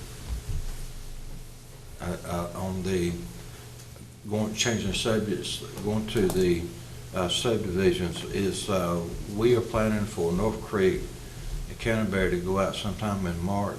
Yeah, it'll be late March. I talked to the engineer yesterday, so we'll go out for bids in late March, award in early April. So you hit the peak construction season right then. Okay. Second thing is that is Lane Tree still short of their petition? We have not certified it because, my understanding at the goal setting, y'all didn't set that as a goal in other words, under the current policy, they could not go forward. And so, based on how you voted, you didn't set that as a priority to change that. So, we're not moving forward with it at this point. Okay. But they have turned in their petition. They've turned one in. We didn't go ahead with it because under the current policy, we couldn't do anything with it for 2 years. That's because we have a limit of $2.5 million. $2.5 million. Every 2 years. And Canterbury has taken $2.2 million. I'd like to ask the board to consider the possibility of changing that policy just for Lane Tree for this reason. Lane Tree is contiguous to North Creek, and I believe that those are probably the two largest subdivisions possibly in the county where we have issues that we could back up and change the policy we have for Lane Tree and do a variance in this particular case so that Lane Tree could go ahead. They might have to start all over as far as some of their petitions because property may have changed hands and so forth since they turned their petition in. And that way we might get, I'd like the board to consider that. We can't change policy all the time. Mr. Wood, in the original scheme of things, were there not already three? Because I think I had one down in the southern part of the county that got their paperwork in under the old numbers. We've got them in order, but we're following that policy. The policy that you agreed to was just what Mr. Mayo said. It would be $2.5 million every 2 years, and we're just now getting ready to spend the $2.2 million on Canterbury. I understand that, but if that $2.2 million satisfies number one, I think I hear Mr. Mayo saying change the rules so that the other group wouldn't have to have that number that it takes to be inside the scheme. Yeah. But somebody down the line may have their number. Yeah, we may look at a smaller subdivision. No question, Lane Tree is the biggest one we're looking at. It's 330-something lots. Some of the others are much smaller than that. So, but again, I don't know that it's going to end up at 2.2. That's an engineer's estimate. We haven't bid this out yet. And I know you'll take care of the dollars, but I was just wanting to make sure that we wouldn't change the rules that may adversely affect a subdivision who had already qualified. Well, what we did, Ed, is we put them in order. The part of the policy also says you'll take them in the order they've been presented. Right. And then, so where we're at is Lane Tree got one in first. We have one or two more that I think are in or they're working on them. And so we'll take them in whatever order that they bring them in.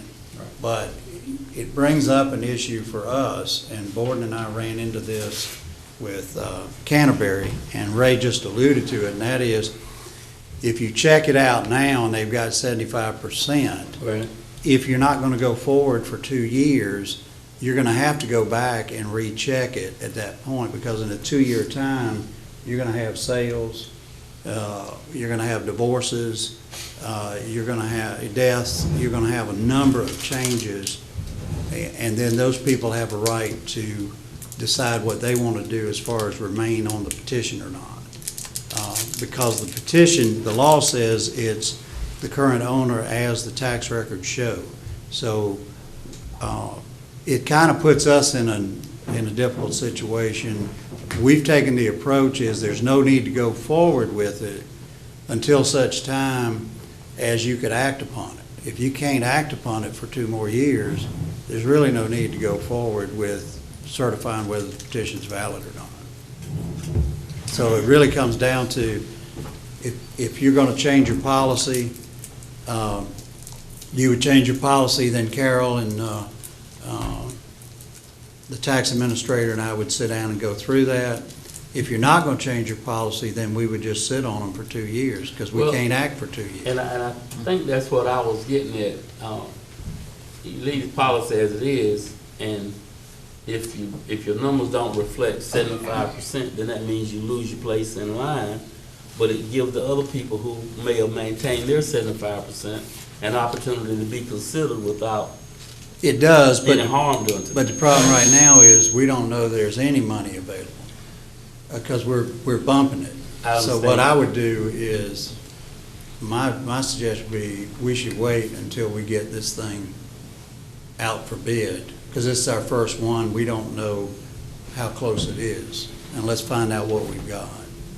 The other thing I would remind y'all is, this is not like you're constructing a brand-new road. When you're doing repairs like this, he's done an estimation of how, for instance, he may say, the first 70 feet we need to cut out totally. The next 50 feet we need to do this and this. Well, when they start getting in and they start sawing it, it may not be 70 feet, it may be 80 feet. Then again, we may have other areas where we save. It's not as bad as he thought it was. So a lot of this is going to be, the reason we're getting unit pricing is it's going to depend on exactly what we have to do in a given area. Mr. Wood, what would be your recommendation to just wait until we get started with North Creek and Canterbury before we look at Lane Tree? Well, I would like to, at a minimum, you need to bid it out. You may even need to go through the whole process, because if they have change orders, that may eat into it more. And that goes back to what Ed is saying. I don't know of any project that's not going to be at least $300,000. So I don't think we have any wiggle room to go forward. So if you don't change the policy, then the way I'm interpreting it is, it's from the point that we start this project, you'd have to wait 2 years. But in order to get Lane Tree back in the fold here, because they're right now are at a standstill. They're going to lose possibly some people, like we've already said. Right. What do we need to do in order to get Lane Tree back to working on their 75% or maintain it? Because I understand the policy is that they have to maintain it once they get it. Well, yeah, because if you remember what we did with Canterbury, we went back and gave people an opportunity to change because they had bought the lot. So the new owners had a right to say whether they wanted to participate or not. It was everybody, because they didn't know how much money. Didn't know how much money, and that's part of the process. But really, unless you amend your policy and are ready to spend the money, there's really no need to go forward with reviewing the petitions. They can put, the one advantage is they can go ahead and put the petition in, and that puts them in line with what Ed said. But if we come along and we do the petition and find out it's not adequate, then they get bumped. I wanted to say something, if I could. Yeah. Maybe it's something that could be studied by another committee and bring back to this board. And I'm thinking the facilities committee could do that, and you can certainly be there because it's publicized anyway. Yeah. And good reason for us to do that, and then they could work it out and bring it back to the Good reason to do forward with what he's talking about. Means that Change the percent. policy, yeah. What I thought that's where you were going. But if we have a percent in place, and number one over here has theirs, number two dropped below 75%, number three still has their 75%, number four might have their 75%. It sounds like we're getting ready to change the rules so that number two can continue to remain at number two. And I hear you saying you're gonna take it to facilities, and they bring you back a recommendation, and if you bring a recommendation that you change the percent, unless I lost something now, We're not- and you subset F All card. right, we're not talking Now- about changing the percentage at all. What do you And mean, the- Mr. And the Miller? rankings would stay the same. What he's saying is, he wants to amend the policy to not make them wait 2 years. Oh, Mr. Chairman. That means The that- well, let me ask reason this I question. wanted to wait was, we need to learn some lessons From this. from this. We really do, and I think we're gonna learn some lessons, and it may be clear as the sky, as blue, that we can sail right through with the change, but I'm a little hesitant on it without talking about it in greater detail. Mr. Chairman. Yes, I'm sorry. Go ahead. I wouldn't recommend, wouldn't recommend going through the facilities for this reason. We haven't done it thus far. We know that we have made a commitment to spend the money to help these subdivisions that maintain their percentage. I would suggest that this board made the decision the first time. This board needs to make the decision this time. I recommend that we put it on the next agenda for our next meeting, and if we need to have a work session or a closed session, is to let us talk this out as to whether we want to change the policy. I'm ready to make the motion, but I'm not going to, because I want my constituents here on this board. I want to know how they feel. So the key is we have made a commitment to help these subdivisions. My point is that if we got to wait a year or 2 years, I'm willing to make a change in our policy for the $2.5 million, because Lane Tree is the largest subdivision in District 1. It's larger than Canterbury and North Creek. So we need to address, I hope we would address this one, and maybe at some point after we do Lane Tree, unless I misunderstand, that the $2.5 million after that may be fine every 2 years, depending on how many subdivisions they are and what the cost is. But this is a major issue because these two developments are contiguous to each other. So I would recommend that this board make a decision for up to this point, that this board make the decision from this day forward as to how we proceed. I don't think we're going to have the information necessary at our next meeting. I thought we had all agreed that what we would do is to go through one subdivision in its entirety. We would have the engineers come in, we got an estimate, we got the petition signed. Once we did that, we'd authorize now for us to go out for bids in March. Once the bids come back in, then we let the contract out. We actually go through the process of doing the repairs because, as you said, we don't know if there's change orders or how deep or how that it may change. But once we get through one entire subdivision, then at that point, we would review it and possibly make some changes at that time. But I don't think in 2 weeks that we're going to have any of that information in order to make any of those recommendations. So I would ask that we go through the process on Canterbury Village. Once we get through that, we'll have a project completed so that we can make some determination based upon facts. So I would ask that we just hold off on that until we actually complete a subdivision. Okay, and what's our projection? What's our estimated projection on Canterbury and? We should be done by June 1st, shouldn't we? Well, I would think probably about 4 months of construction, So maybe less. So if you, okay. So like if you gave them a notice to proceed, you would award the first meeting in April, notice to proceed. Probably First of July. August, July, August. Okay. And then at that time, we'll have all that information. That's fine. I had it in my mind that we were going into 2018. No. We're setting this numbers. up to where we hit the construction, which is basically the construction season would be from late March through about early October. Okay, so. You could lay asphalt during all that time. So what's happened is, Ed, according to what you were saying, that as the petitions have come in that you have right now, they're just on hold. They're still in the same Everything's on priorities hold. that they were They're in the receiving. order we received them, because that's what the policy says. But one fact is in there, if one of them drops below the 75%, that means they don't qualify at That's that right. moment in time.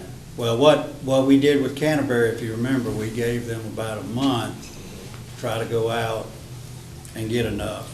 And I so don't have a problem with that. I would not want to see the percent drop to 70 or 65. Well, you can't. That's state law. Okay, all right, that's what I'm getting. Don't, because all this plan changing, I would not want to see it. Whatever it takes you to get your numbers, fine. That's right. It has to be, they have to meet the 75%. All right, change, that's correct. And there's two of those 75% thresholds. All right. All right, I'm good with that. Okay, thank you. Thank you. The only other thing I wanted to mention is I'm in the process of reviewing the MRAC director applications. I'll be through with that this week, and we're setting up appointments. Bill, I probably would like you to sit in on those interviews. We may have one other person that we want on there. So we want to try to get that done as soon as we can. Those are the major things. And of course, the other major thing was the 911, but you've made the decision today to go forward with the schematic plan. We'll have the information, Joe, you wanted on that. Probably I would think we'll have a recommendation back within a month. And he indicated that would be fine, that wouldn't hold him up. So we'll make a decision on the design threshold. I think that's the only issue left on that.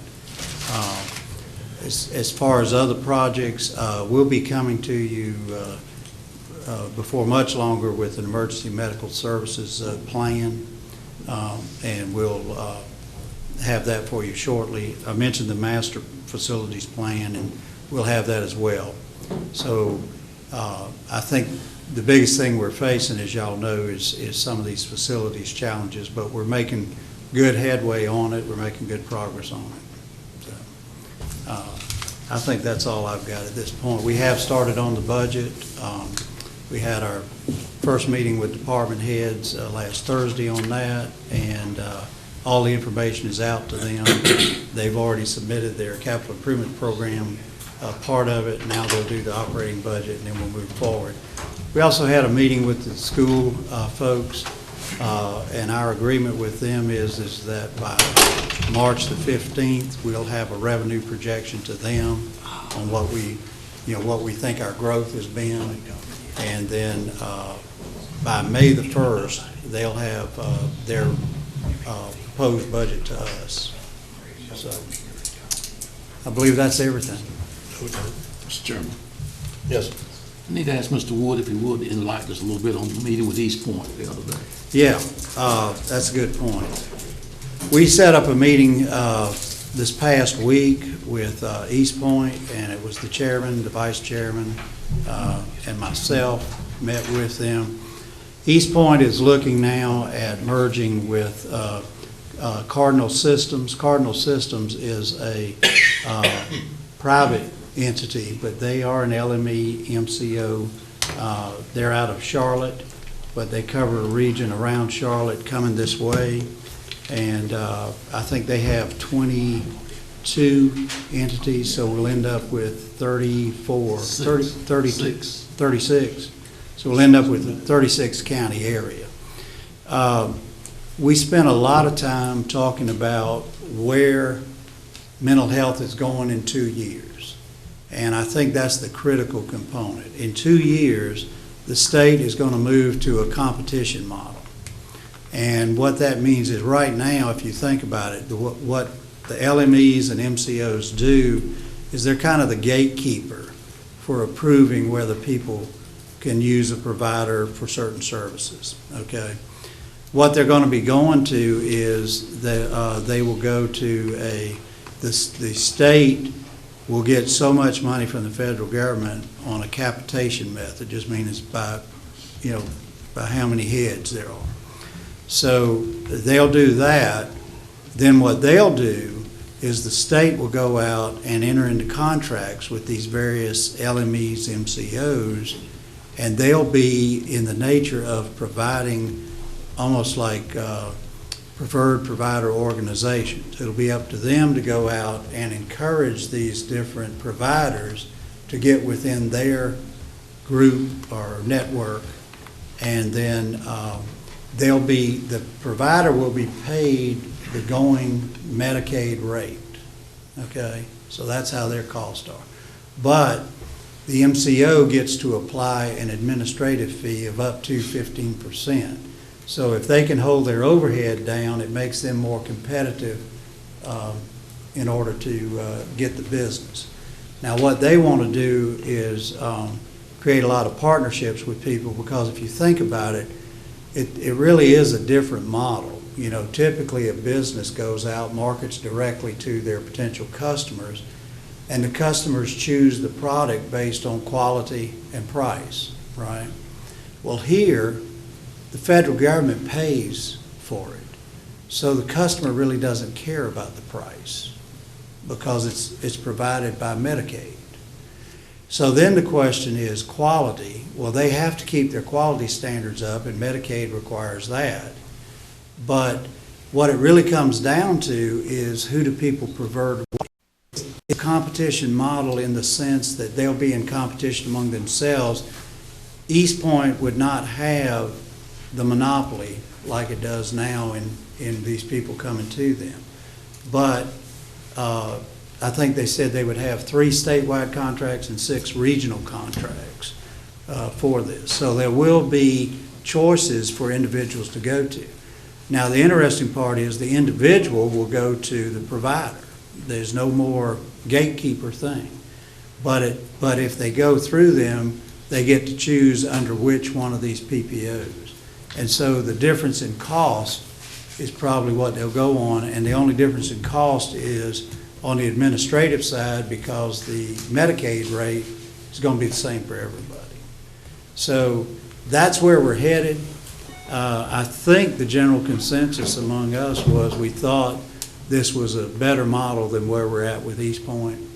And I feel better about where we're headed with it, with this organization. We were pretty impressed with the new CEO. We had the CEO from East Point, but also the CEO from Cardinal.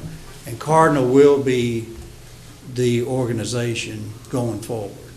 So I guess, for lack of a better word, they'll be merging with, but they'll be the surviving entity.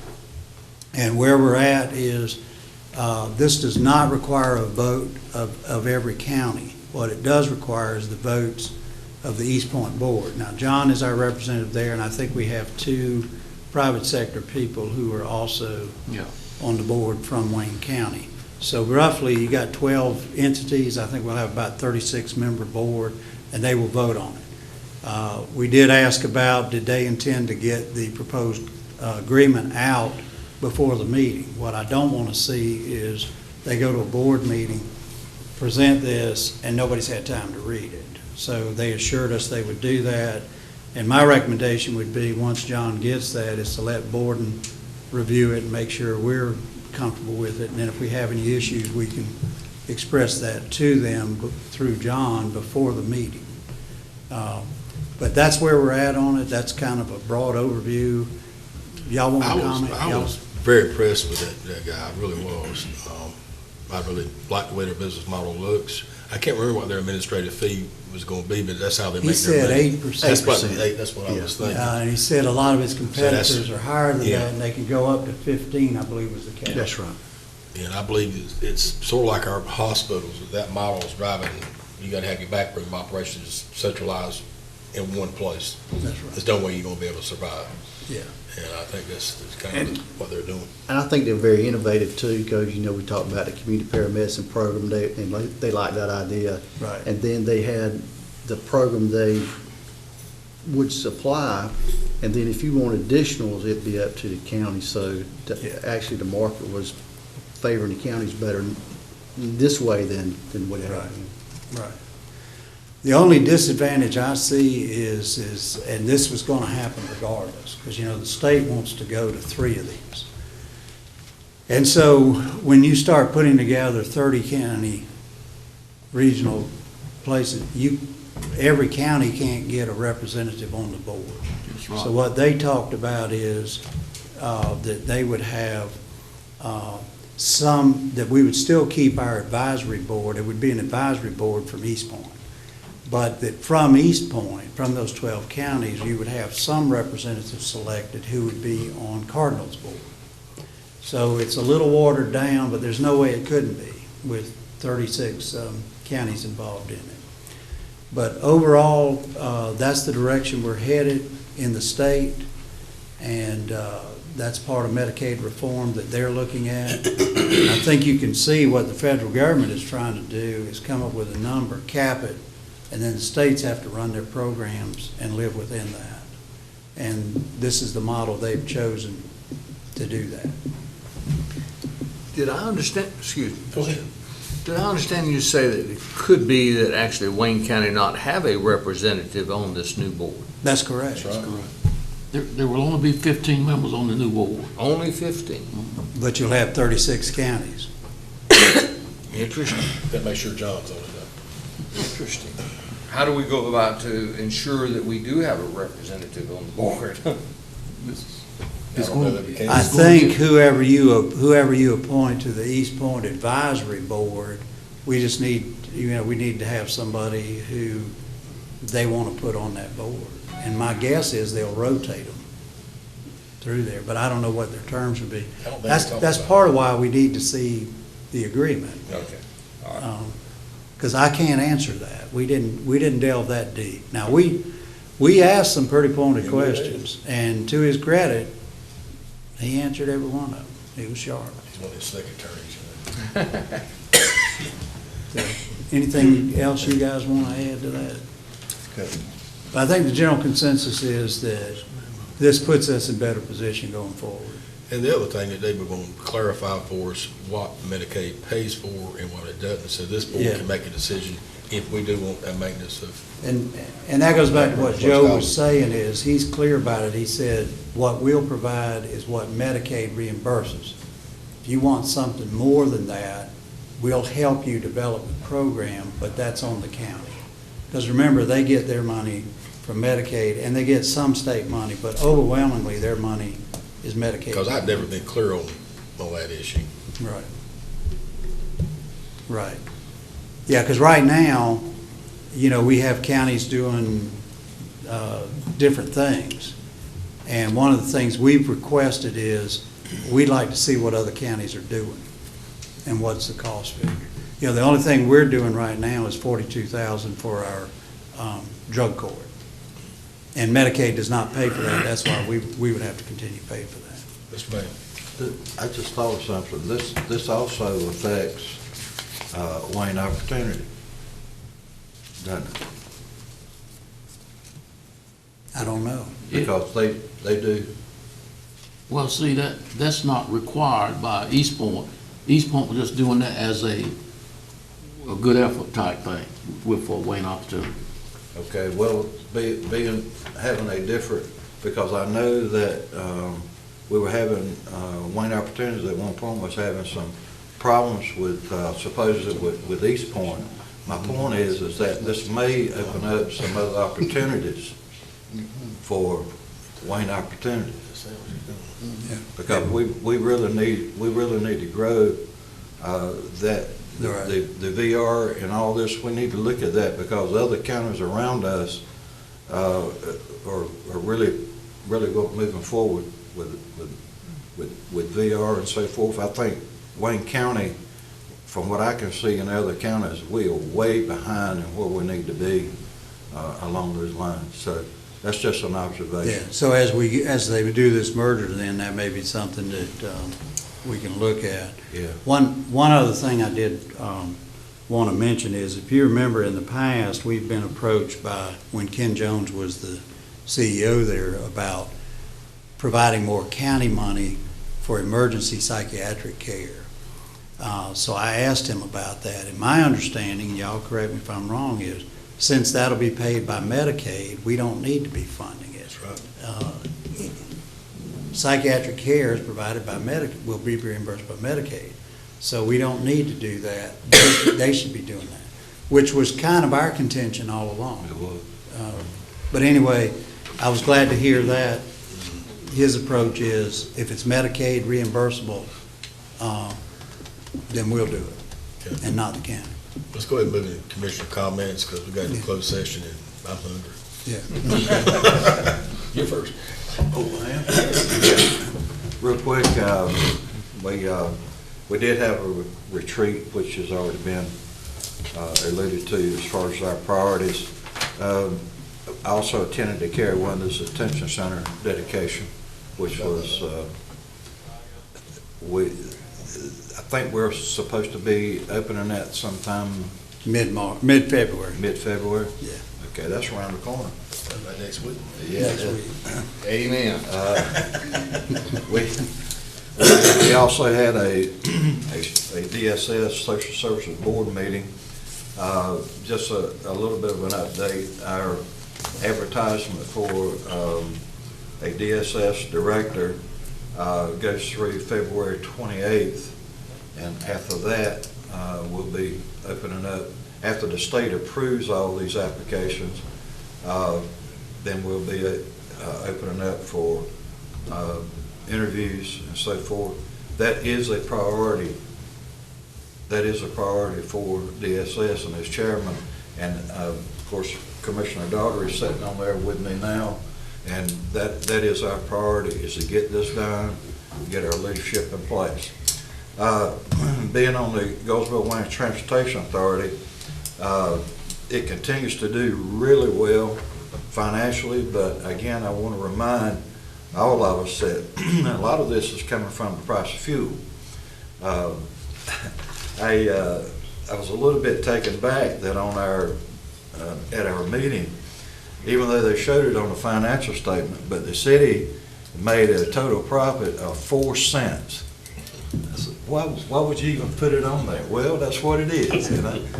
But at any rate, that GWTA is doing a great job. They're looking at expansion. They're thinking outside of the envelope. And Commissioner Camardi and I sat on that board together, so it's going well. That's all I have, Mr. Chairman. Mr. Camardi. I had 2 committee meetings, and one I did not get there. I think I either Skyped in or called in, was open to call in. Mr. Mayor was chairing that meeting that day, so he was handling some high-level technology just in case he needed me. The one that I did have an opportunity to get to was the Animal Control Committee meeting, and Mr. Mayor, I found that very interesting. We spent about an hour and a half on the subject of our animals in Wayne County, and that was the first one that I had attended, and I was very pleased at the depth of commitment that we have for our animals in Wayne County, and the state regulations that I was made aware of that called for those animals to be treated in a certain special way. And I was glad to hear that. The only other thing I like to call attention to is an article I read in the News August by Melinda Harrell. And I was really pleased to see the newspaper, the News August, take the time to bring attention to the Affordable Care Act, y'all call it the Obamacare. And I'd just like to read just a little bit of what this young lady researched and read. Wrote, 23% of the Wayne County residents live in poverty, meaning that for them, without Medicaid, health care is unattainable. And she's specifically talking about Medicaid expansion. We have a new governor that's going to be responsible for that, so I want to look forward to seeing him do something about it.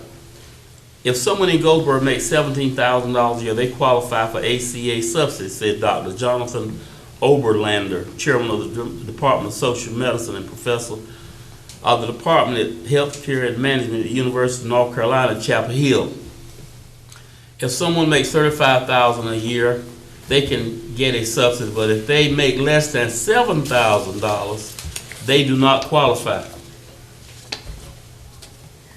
Wayne County residents who make less than 100% of the federal poverty line, that is $11,770 a year for one person, $15,930 for two, $20,000 for three, $24,250 a year for four in a household, do not qualify for ACA subsidy. And I won't read, I'm not going to put you through reading all this, but I want you to, if you haven't read it, please go back and find that Sunday article and read it. I'm not going to name the person, but one person was quoted as saying that Medicaid, of course, and this is facts, if without the Medicaid expansion, able-bodied, and this is okay, able-bodied people who are unmarried, do not have a family, do not qualify. I understand that reasoning. But the closing to that was, if you have a job, and the person said, if the quote was that if a person, that takes a person out of the workforce, if you give them that subsidy. Well, if you can't find a job, you can't find a job. And if there's not a job out there, then you can't go to work to qualify. So it's sort of a catch-22 in many ways. Person can't make the right amount of dollars, makes below a certain dollar, that becomes punitive. I just want to, and I'm not making a comparison, but because I do make comparisons sometimes, we were doing an excellent job here in the county at the animal control shelter. I'm not sure we're doing the same high-level job for our citizens who make below a certain dollar level. And I think Wayne County needs to be more sensitive to that and work with our Raleigh legislators to work on balancing the sheet. And this is in the news, August, and I wish everybody would read that article just so we could become more sensitive to that. Thank you, Mr. Chairman. Mr. Dodd. I am at a loss for words. I'll pass. Mr. Bell. Okay, Mr. Wood did a good job giving my East Point report, so I won't go into that. And the other one report I had was from the senior center, and you all heard that, so I pass. Mr. Aycock. Briefly, I did attend the US 70 Quarter Commission meeting on January 19th at Gobert Event Center. Very informative information on Highway 70 Quarter. Also attended the Base Community Council on January 26th, and it was on base this time, and very informative, according to the Wing Commander. They're fixing to start upfitting some of our aircraft. It will take several years to get them all upfitted, and they're planning on using those planes for many, many more years. And they did touch on the new tankers that's hopefully coming. And that was informative. Also, on February the 3rd, the college Board of Trustees had our retreat. There were several questions that I had planned to address with Dr. Walker, but when he gave his presentation, he answered all of my questions before I got a chance to ask them. He's doing an outstanding job. I mean, it's almost like going on a different campus when you go out there now, the difference in the morale and what we're hearing and seeing. I know we try to keep politics out of our meetings, but since Mr. Camardi alluded to the new governor, I'm just going to allude that we've got a new president too. I believe we got two new presidents. Mr. Been a considerable amount of talk of facilities, and the facilities committee did meet last week, but to highlight the bring to you. I think hopefully in the next 30 days, Mr. Wood's going to have the master facilities plan completed for us to see. There's a lot of moving parts, a lot of hinges there we've got to connect, and over the next 18, 24 months, going to be a considerable amount of construction, renovation, and upgrades going on. So I think everybody will be delighted to see the plan as it is released to us. And I attend the annual Wayne County Firemen Association banquet. It's my pleasure to share with everyone today that the recipient of the G. Edgar Summerlin Fireman of the Year was Mr. Linwood Earl Sauls. Mr. Linwood Earl has probably been a volunteer fireman 50 years or so, and majority of that time was chief of the East Wayne Fire Department. You recall, East Wayne and New Hope went through that merger a little less than 2 years ago, and Mr. Linwood Earl was the instrumental piece of that merger and for its success, and he still serves on the New Hope Fire Department, but he's a most deserving and a fine gentleman. And Wayne mentioned the Highway 70 corridor meeting we went to, and just to highlight that as well, Jim Traub is back at helm of as Secretary of Transportation, and I feel like we won't miss a beat there. So, thank you, Mr. Chairman. For those of you who hadn't gone out and got your new base ID, it's a pretty painless thing to do. I was in and out of there in less than 15 minutes. I think your current card is out of date, so if you ain't got one, you can't get on base. But I went out there with that and my ID, and Mr. Bell answered his phone. But they do fingerprint you too, but it's an electronic fingerprint. So I told them they might clear up some cold cases with this group. So That may be the reason why I haven't been out there. but your pass is run out, so you need to go get that thing if you haven't. Yeah, it ran out on the 2nd. You would if you go to that gate, they ain't gonna let you in. Had a meeting with the joint land use study with the mayor and his planner. I sure wish I'd have had Chip there when Matrix came in, and we went through that process, and we want to meet with the base personnel to go over it again. I sent you a copy of that. I sent it to Chip as well. Because as soon as Chip looked at it, he said, "This is not right. This is not right. This is right." Because I wouldn't know he's a planner, and that's why he needed to be there. But we're trying to get to I guess the short roads on the way this plan's going to be to work with the other counties going all the way to the Dare bombing range. And I think we're beating here in another week, aren't we? I got it on my calendar. I think that's right. Yeah. Had tourism in there when we had that meeting, and Saturday I went to the Carolina Gaming presentation and didn't realize that the mayor was going to ask me to speak when I got there, but I did. And I have had my first hospital meeting, and I had a one-on-one with the CEO last Friday for better than an hour. We had some pretty straightforward talk, and I really like this lady. She's really smart. She would like to see a closer relationship between this board and this board and their board. And there may be an opportunity to do that. So they would like to meet with us, and we'll work the details out on that. And let's see, at the Cardinal meeting, and that's it for me. Is there any more business coming before this board before we go to closed session? Yes, sir. I think send the lady this East Point report on the desk here. You want to get it to review it and take a look at it? Yeah, we'll have a board and take a look at it. Okay. Is there anything else? Did we need to go back into closed session for the right reason? Okay. Is there a motion on the floor to go to closed session? So moved. All right. All in favor, stand up.